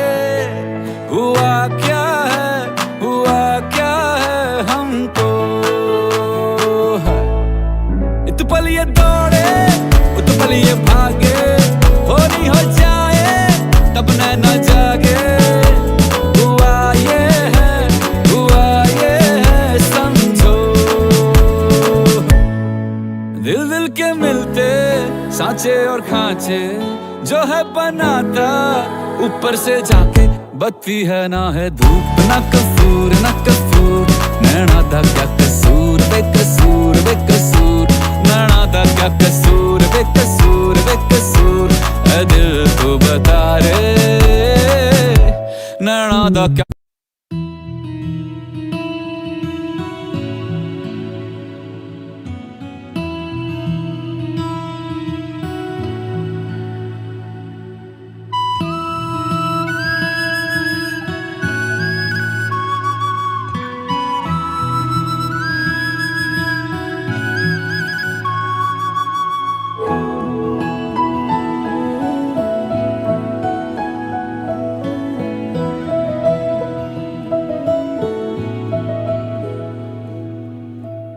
इन वादियों में टकरा चुके हैं हमसे मुसाफिर। यूं तो कहीं दिल ना लगाया हमने किसी से, किस्से सुने हैं यूं तो कहीं। ऐसे तुम मिले हो, ऐसे तुम मिले हो, जैसे मिल रही हो इत्र से हवा। काफिराना इश्क है या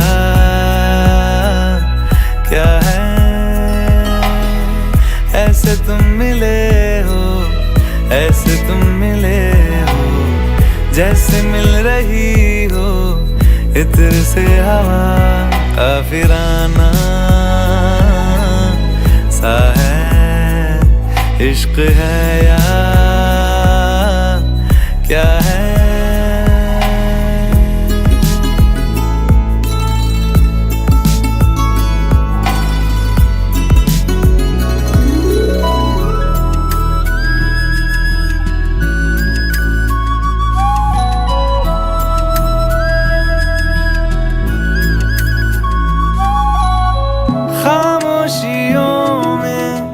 बोली तुम्हारी कुछ इस तरह गूंजती है,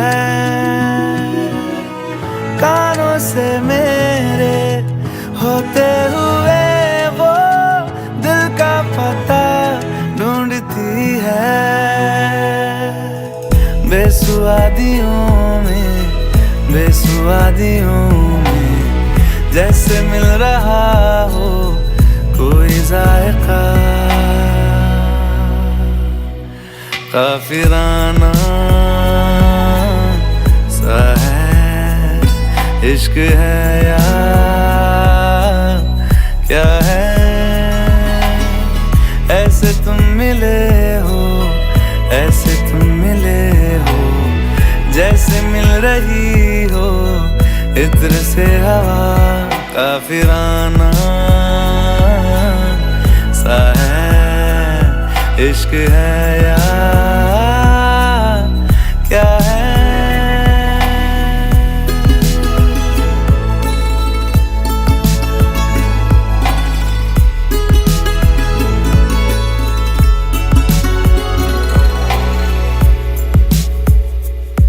La la la la la la la la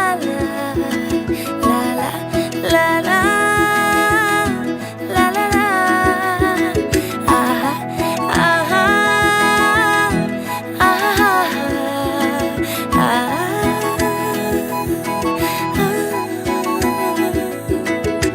गोदी में पहाड़ियों की उजली तो पहर गुजारना, हाय हाय तेरे साथ में अच्छा लगे।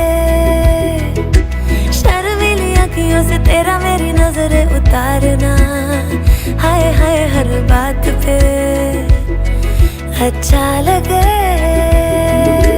ढलती हुई शाम ने बताया है कि दूर मंजिल पे रात है, मुझको तसल्ली है ये कि होने तलक रात हम दोनों साथ है। संग चल रहे हैं, संग चल रहे हैं, धूप के किनारे छाँव की।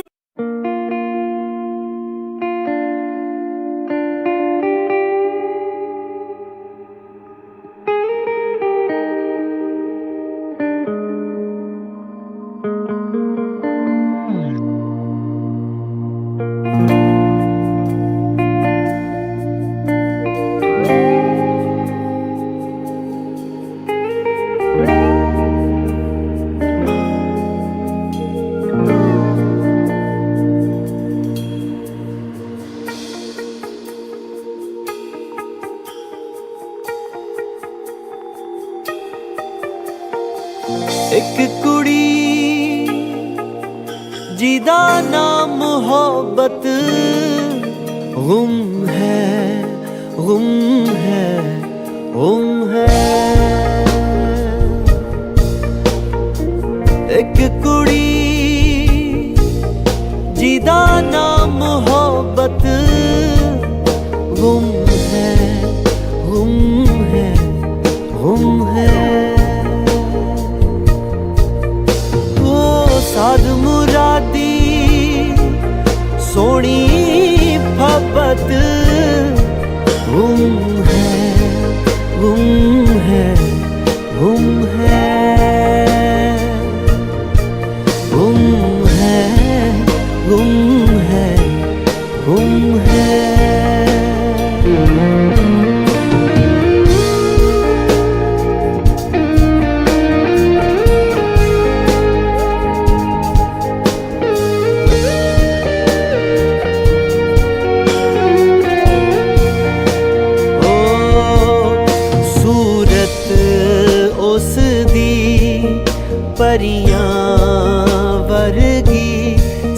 सीरत दियो मरियम लगदी हसदी है तां फुल चढ़दे ने तुरदी है तां गजल है लगदी लम सलमी सरूद कटदी है उम्र अजे है मर के अगदी पर नैना दी गल समझदी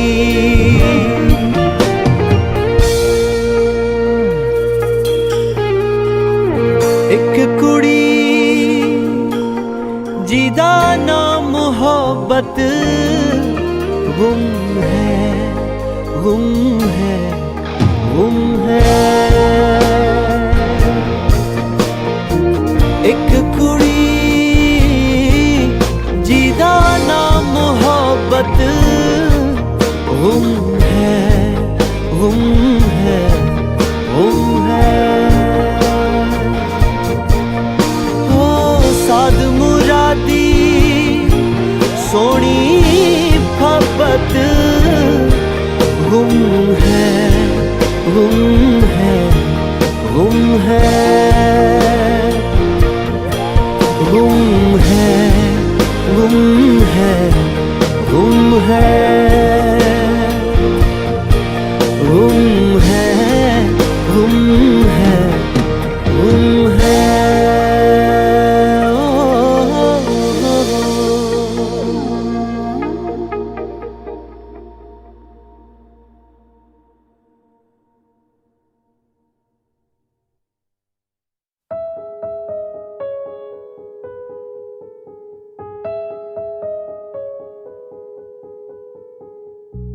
जिसे जिंदगी ढूंढ रही है क्या ये वो मकाम मेरा है यहाँ चैन से बस रुक जाऊं क्यों दिल ये मुझे कहता है जज्बात नए से मिले हैं जाने क्या सर ये हुआ है एक आस मिली फिर मुझको जो कबूल किसी ने किया है हाँ किसी शायर की गजल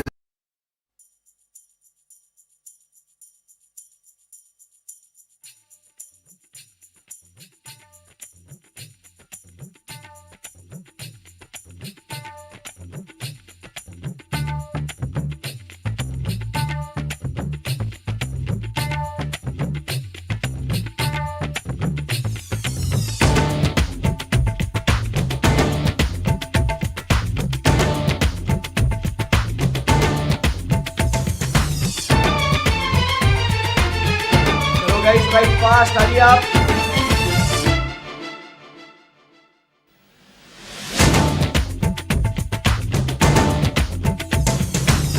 इश्क जैसे है एक आंधी, इश्क है एक तूफान, इश्क के आगे बेबस है दुनिया में हर इंसान।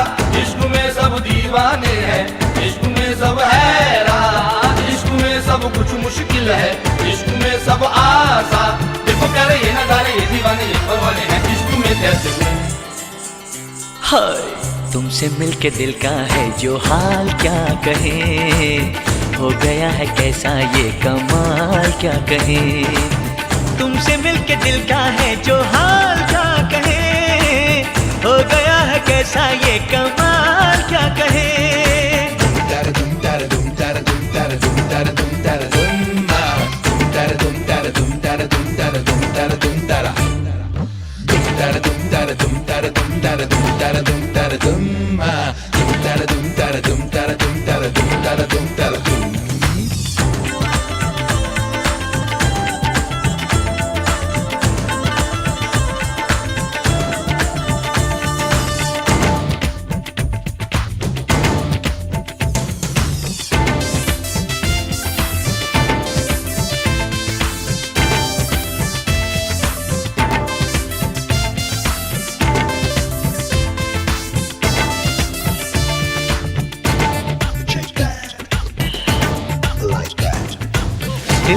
एक राही जाना, दिल की तुम मंजिल हो। दिल तो है एक कश्ती जाना, जिसका तुम साहिल हो। दिल न फिर कुछ मांगे जाना, तुम अगर हासिल हो। दिल तो है मेरा तन्हा जाना, आओ तो महफिल हो।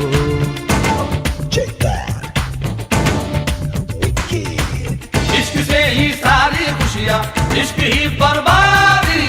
इश्क है पाबंदी लेकिन इश्क ही आजादी।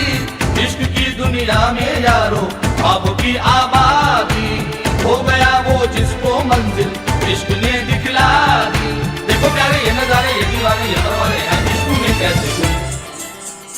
हाय तुमसे मिलके दिल का है जो हाल क्या कहें।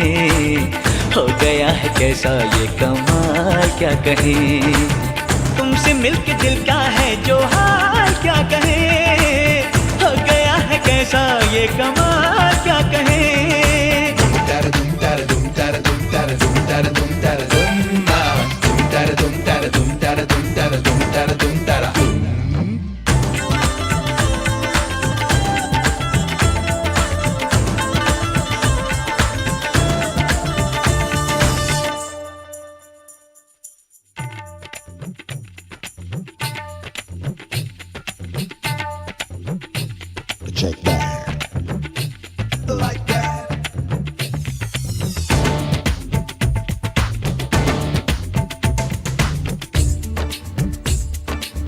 तुमको पूजा है तुम्हारी इबादत की है।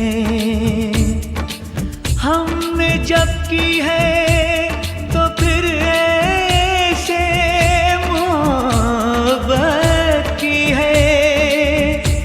हमने जब की है तो फिर ऐसे मोहब्बत की है।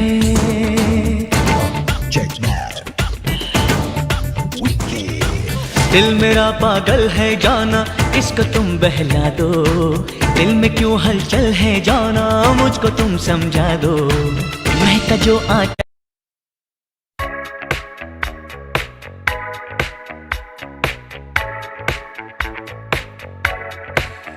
ਸਾਡੇ ਮਿਲਣੀਆਂ ਪਿਆਰ ਪਿਛੜ ਦੀਆਂ ਸਦਾ ਇਹ ਹੁਣ ਮੈਨੂੰ ਜੀਣ ਨਾ ਦਿੰਦੀ।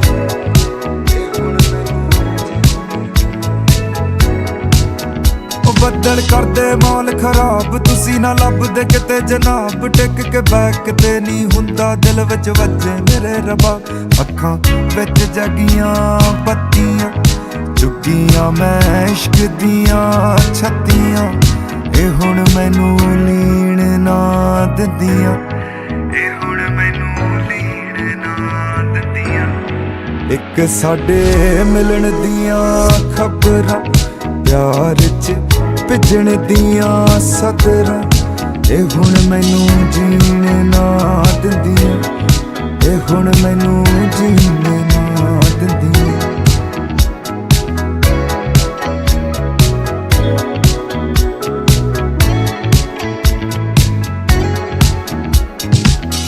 ਚਾਅ ਚੜ ਜਾਂਦਾ ਤੇਰਾ ਨਾਮ ਸੁਣ, ਖਿਆਲਾਂ ਨੂੰ ਮੈਂ ਗੜ ਨਾਲ ਲਾ ਲਾਨੀ। ਹੁਣ ਜੇ ਦਿਲਾਂ ਤੇ ਨਾਮ ਲਿਖਦੇ, ਮੈਂ ਨਾਮ ਤੇਰਾ ਦਿਲ ਤੇ ਲਿਖਾ ਲਾਨੀ। ਹਵਾਵਾਂ ਤੈਨੂੰ ਲੱਗਣ ਨਾ ਤੱਤੀਆਂ, ਫਿਕਰਾਂ ਮੈਂ ਵਾਜਾਂ ਮਾਰ ਸਕਦੀਆਂ। ਇਹ ਦਾਰੂ ਹੁਣ ਪੀਣ ਨਾ ਦਿੰਦੀਆਂ। ਇਹ ਦਾਰੂ ਹੁਣ ਪੀਣ ਨਾ ਦਿੰਦੀਆਂ। ਇੱਕ ਸਾਡੇ ਮਿਲਣ ਦੀਆਂ ਖਬਰਾਂ, ਪਿਆਰ 'ਚ ਪਿਛੜ ਦੀਆਂ ਸਦਰਾਂ। ਇਹ ਹੁਣ ਮੈਨੂੰ ਜੀਣ ਨਾ ਦਿੰਦੀਆਂ।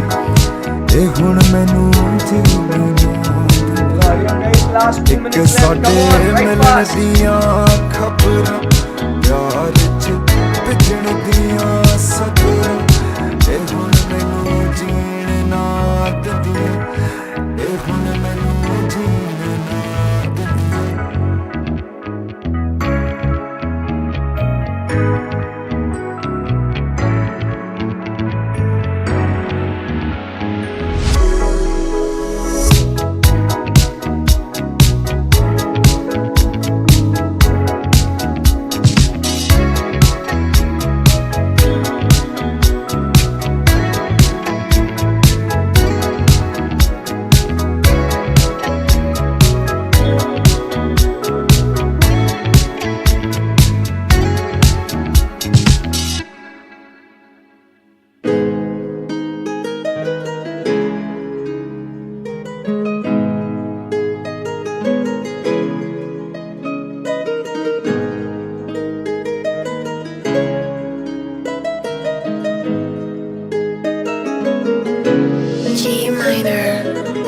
ਜੰਬੋ ਟਰੱਕ ਵਿੱਚ ਗੇੜੀ ਸੁੱਟੀ ਹਾਲੀਵੁੱਡ ਜੀ ਦੇਸੀ ਮੁੰਡਿਆਂ ਦੇ ਸੁਣੇ ਬਾਲੀਵੁੱਡ ਮਿਊਜ਼ਿਕ ਦੀ ਵੇਵ ਆ ਨਾ ਭਾਲਦੇ ਕੋਫੇ ਵਗਾਉਣਾ ਵੀ ਆਉਂਦਾ ਤੇ ਲਿਰਿਕਸ ਹੈ ਚੰਗੇ ਜਿਹੜੇ ਚੱਲਦੇ ਸੀ ਕਿਸੇ ਤੋਂ ਨਾ ਢਲਦੇ ਸੀ ਉਹਨਾਂ ਦਾ ਬਣਾਉਂਦੇ ਆ ਕਲਾਉਨ ਮੁੰਡੇ ਬਰਾਊਨ ਮੁੰਡੇ ਆਹ ਦੇਸੀ ਜੇ ਗੀਤਾ ਟਰੈਪ ਜੀ ਬੀਟਾ ਸਿਰ ਕੱਢ ਕੱਢ ਦੇ ਸਪੀਕਰਾਂ 'ਚ ਵੱਜਦੇ ਬਰਾਊਨ ਮੁੰਡੇ ਆਹ ਦੇਸੀ ਜੇ ਗੀਤਾ ਟਰੈਪ ਜੀ ਬੀਟਾ ਸਿਰ ਕੱਢ ਕੱਢ ਦੇ ਸਪੀਕਰਾਂ 'ਚ ਵੱਜਦੇ ਬਰਾਊਨ ਮੁੰਡੇ ओवर गाइस ਓ ਬਾਵੇਂ ਦੀ ਜੀਨਾ ਲਾਈਫ ਹਸੀਨਾ ਰਾਤਾਂ ਰੰਗੀਨਾ ਚੋਬਰ ਸ਼ਕੀਨਾ ਕੱਪਾਂ ਚ ਲੀਨਾ ਗੱਲਾਂ ਤੋਂ ਮੀਨਾ ਕਈ ਨਾਰਾਂ ਦੇ ਮੈਸੇਜ ਛੱਡੇ ਕਰ ਸੀਨਾ ਪੱਕੇ ਤਰਾ ਕੇ ਆ ਨਾ ਉੱਡਦੇ ਜਵਾਕੇ ਆ ਦਾਰੂ ਚ ਕਰਦੇ ਡਰਾਉਣ ਮੁੰਡੇ एथिकल रिक्वायरमेंट ਬਰਾਉਨ ਮੁੰਡੇ कर रहा हूँ कि आप लोगों को यहाँ पे ਦੇਸੀ ਜਗੀ ਤਾਂ ਟਰੈਪ ਚ ਵੀ ਹੀਟਾ ਸਿਰ ਕੱਢ ਗੱਜਦੇ ਸਪੀਕਰਾਂ ਚ ਵੱਜਦੇ ਬਰਾਉਨ अब जो ਮੁੰਡੇ है हम लोग यहाँ से आगे बराउन मुंडे। आगे बढ़ने से पहले गाने बंद करेंगे चलिए सो हो चुका है आप सबका पूरा ये मस्त एकदम पढ़ के चलो अब आगे बढ़ते हैं नेक्स्ट पॉइंट के तरफ जो है अपना third point acceptance and continuance of client relationship ठीक है चलिए so acceptance and continuance of client relationship अब अपना ये अगला पॉइंट है इसमें हम लोग क्या फोकस कर रहे हैं जरा ध्यान से सुनिएगा रेडी है सब लोग yes sir so acceptance and continuance of client relationship and specific engagements तो अगर आपको अब ये पता चल गया है कि ओके लीडर ने रिस्पॉन्सिबिलिटी ले ली है आपको ये पता है कि अब क्या होने वाला है यहां पे लीडर के साथ साथ हम लोग एथिकल रिक्वायरमेंट्स को भी फॉलो करने वाले हैं जो code of ethics issued by ICAI उन्होंने दिया है उसके बाद अभी हम लोग क्या करने वाले हैं अफर्म बिफोर एक्सेप्टिंग ये क्या लिखा हुआ है काम कब करना है ये गौर से देखिए कब करना है ये काम the firm before accepting not after accepting ये जो भी काम हो रहा है ये before accepting we should acquire the vital information vital मतलब क्या कहता है वाइटल का मतलब होता है important so we are suppose to obtain with what important information about the client information to help the firm to decide about किसके बारे में number one we talk about is the integrity of the client promoters and key managerial person कि जिसका हम लोग काम करने जा रहे हैं कि क्या वो लोग ईमानदार है क्या वो हमें अच्छे से काम करने देंगे क्या इसके बारे में हम लोग बातचीत करेंगे so we talk about is the integrity of the client then the competence of the team to perform the engagement so competence मतलब our competence the leaders competence क्या हम में वो क्षमताएं है क्या बराबर एंड लास्ट में क्या हम लोग कंप्लायंस विथ एथिकल रिक्वायरमेंट्स ये हम लोग कर पाएंगे क्या are we able to deliver so where the issues have been identified and the firms decide okay ऐसा लग रहा है कि हाँ जिनका हम लोग काम कर रहे हैं भाई वो ईमानदार है सेकेंड पॉइंट वो लोग कॉम्पिटेंट है कि हाँ भाई उनमें वो नेसेसरी कैपेबिलिटीज है बराबर हम लोग ये परफॉर्म कर सकते हैं और साथ ही साथ हम लोग कहते हैं कि yes we can comply with the ethical requirements ethical requirements आपको याद है अभी ये एथिकल रिक्वायरमेंट्स हमने पॉइंट 2 में पढ़े थे integrity objectivity confidentiality professional competence and due care professional behaviour and independence तो ये सब चीजें सो अगर आपको लगता है कि ये सब चीजें हम लोग कर सकते हैं इसमें हमें कोई दिक्कत नहीं है तो yes we can continue with the work where issues have been identified and the firms decide to accept or continue the client relationship it should document how these issues were resolved अगर आपको लगता है कि okay ये सब कोई problematic scenario नहीं है कोई थ्रेट्स टू इंडिपेंडेंस नहीं है हम वो काम कर सकते हैं उसको डॉक्यूमेंट करो कि हमने क्या कैसे उन चीजों को रिजॉल्व किया था एंड फिर आप उसे एक्सेप्ट कीजिए या नेक्स्ट ईयर अगर है तो उसे आप कंटिन्यू भी कर सकते हैं आई बात समझ में आपको यस सर तो थर्ड पॉइंट हम लोग क्या लिख रहे हैं दोस्तों यहां पे आइए जरा उसके ऊपर फोकस करते हैं थर्ड पॉइंट एक्सेप्टेंस साथ में लिखना है तो अभी ये साथ में लिख लीजिएगा ठीक है ये साथ में लिखना है तो साथ में लिख लीजिएगा इसको एक्सेप्टेंस और कंटिन्यूएंस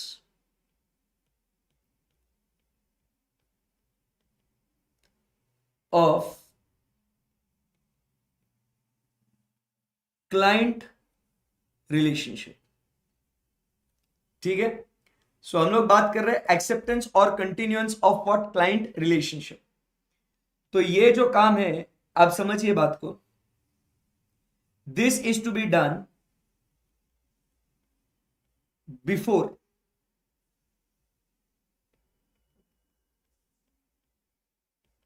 एक्सेप्टेंस और कंटिन्यूएंस। ये कब करना है? Before and not after. So ये जो काम हो रहा है ये बहुत इंपॉर्टेंट है। This work is done before acceptance और कंटिन्यूएंस ऑफ क्लाइंट रिलेशनशिप। तो इसमें अपने को कौन से पॉइंट्स देखने हैं कि अगर हमें ये रिश्ता बनाना है, याद आती है कुछ बचपन की बातें, अगर हमें क्लाइंट के साथ अगर रिश्ता बनाना है तो सबसे पहले देखना है कि क्या वो ईमानदार है, क्या इंटीग्रिटी बराबर of the client, the principal owners, the key managers, उनका इंटीग्रिटी देखना है। Integrity of what? The owners, integrity of what?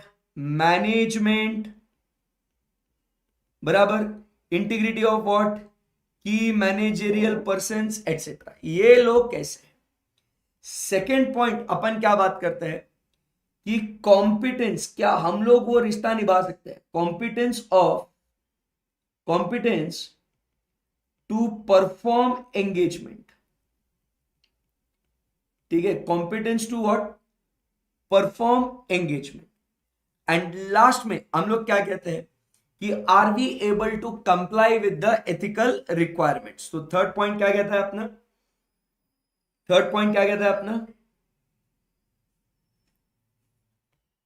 Compliance with ethical requirements. समझे बात को?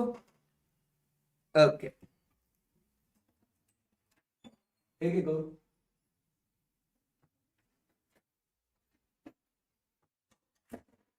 तो हम लोग बात कर रहे हैं with what? Competence to perform the engagement and compliance with what? The ethical requirements. Clear एकदम बात? सो ये सब काम अपने को करना है before acceptance, before giving the confirmation, before we decide to continue with the engagement for the next year. So ये बातें अपने को देखना है। सो कौन सी बातें हो गई? इंटीग्रिटी, कॉम्पिटेंस टू परफॉर्म, और उसके बाद अगर अपने को लगता है कि ये सब चीजें हो गई है तो इन सारी बातों को अपन ने करना है क्या बच्चा? Document. What we have to do is we have to document this entire work. इसको क्या करना है अपने को? We have to document it. सही है, एकदम परफेक्ट है, कोई दिक्कत है इसके अंदर? No sir. अभी ये खत्म हो गया है। अब अपने को क्या क्या देखना है? कुछ एग्जाम्पल्स दिए हैं उन्होंने बराबर। तो ये एग्जाम्पल्स के थ्रू आपको समझ में आएगा कि क्या क्या ऐसी बातें हैं जो उस पर्टिकुलर पॉइंट में आता है। ठीक है, एकदम आराम से अभी फोकस करेंगे इसको, एकदम मस्त रीडिंग लगाना है अपने को अभी। चलो, with regard to integrity of the client, what are the matters that we need to consider, that the firm considers, include for example बराबर। इंटीग्रिटी के लिए कौन सी बातें हम लोग कंसीडर करेंगे, आइए वो बातें करते हैं। Number 1, the identity and business reputation. क्या बोला उसने? कौन सी बातें फोकस करनी है अपने को? बिजनेस का। ये एग्जाम्पल्स हैं, इसमें कुछ आपको ऐसा लोड नहीं है। This is what only the examples. So first point क्या कहता है? The identity and business reputation of the principal owners, client with related parties, टीसी रद्र जी। मतलब इनका रेप्यूटेशन क्या है? अभी जैसे अगर सत्यम के ऑडिटर्स की अगर अपन बात करें तो उनका रेप्यूटेशन क्या है? अरे यार सॉरी, ऑडिटर्स नहीं, सत्यम कंपनी के बारे में बात करें तो सत्यम कंपनी के मैनेजमेंट वगैरह अपन क्या बोलेंगे? चोर है यार। फिर अपन अगर बात करें ये नीरव मोदी लेड गीतांजलि ज्वेल्स, कैसा है वो? अरे यार बहुत चोर है यार। सो आप समझिए जिनका हम लोग ऑडिट करने जा रहे हैं उनका रेप्यूटेशन क्या है, उनका मार्केट में नाम क्या है। That is the first point that we have to focus. उसके बाद सेकेंड पॉइंट अपन को बात करनी है उनके ऑपरेशंस इंक्लूडिंग बिजनेस प्रैक्टिसेस, वो किस तरीके का काम करते हैं। Information concerning the attitude of the client's principal owners, key management and those charged with governance, towards matters such as aggressive interpretation of accounting standards and internal control environment. उनका attitude क्या है कि वो अकाउंटिंग स्टैंडर्ड्स को कितना follow करते हैं religiously, internal controls के प्रति वो कितना सिंसियर है, तो ये सब बातें हम लोग वहां पे फोकस करेंगे. सो उनका रेप्यूटेशन देखना है, उनके ऑपरेशंस को देखना है, बराबर, साथ ही साथ उनका एटीट्यूड जो है उस एटीट्यूड को भी हम लोग ने देखना है. ये बात क्या आपको समझ में आ गई क्या? यस.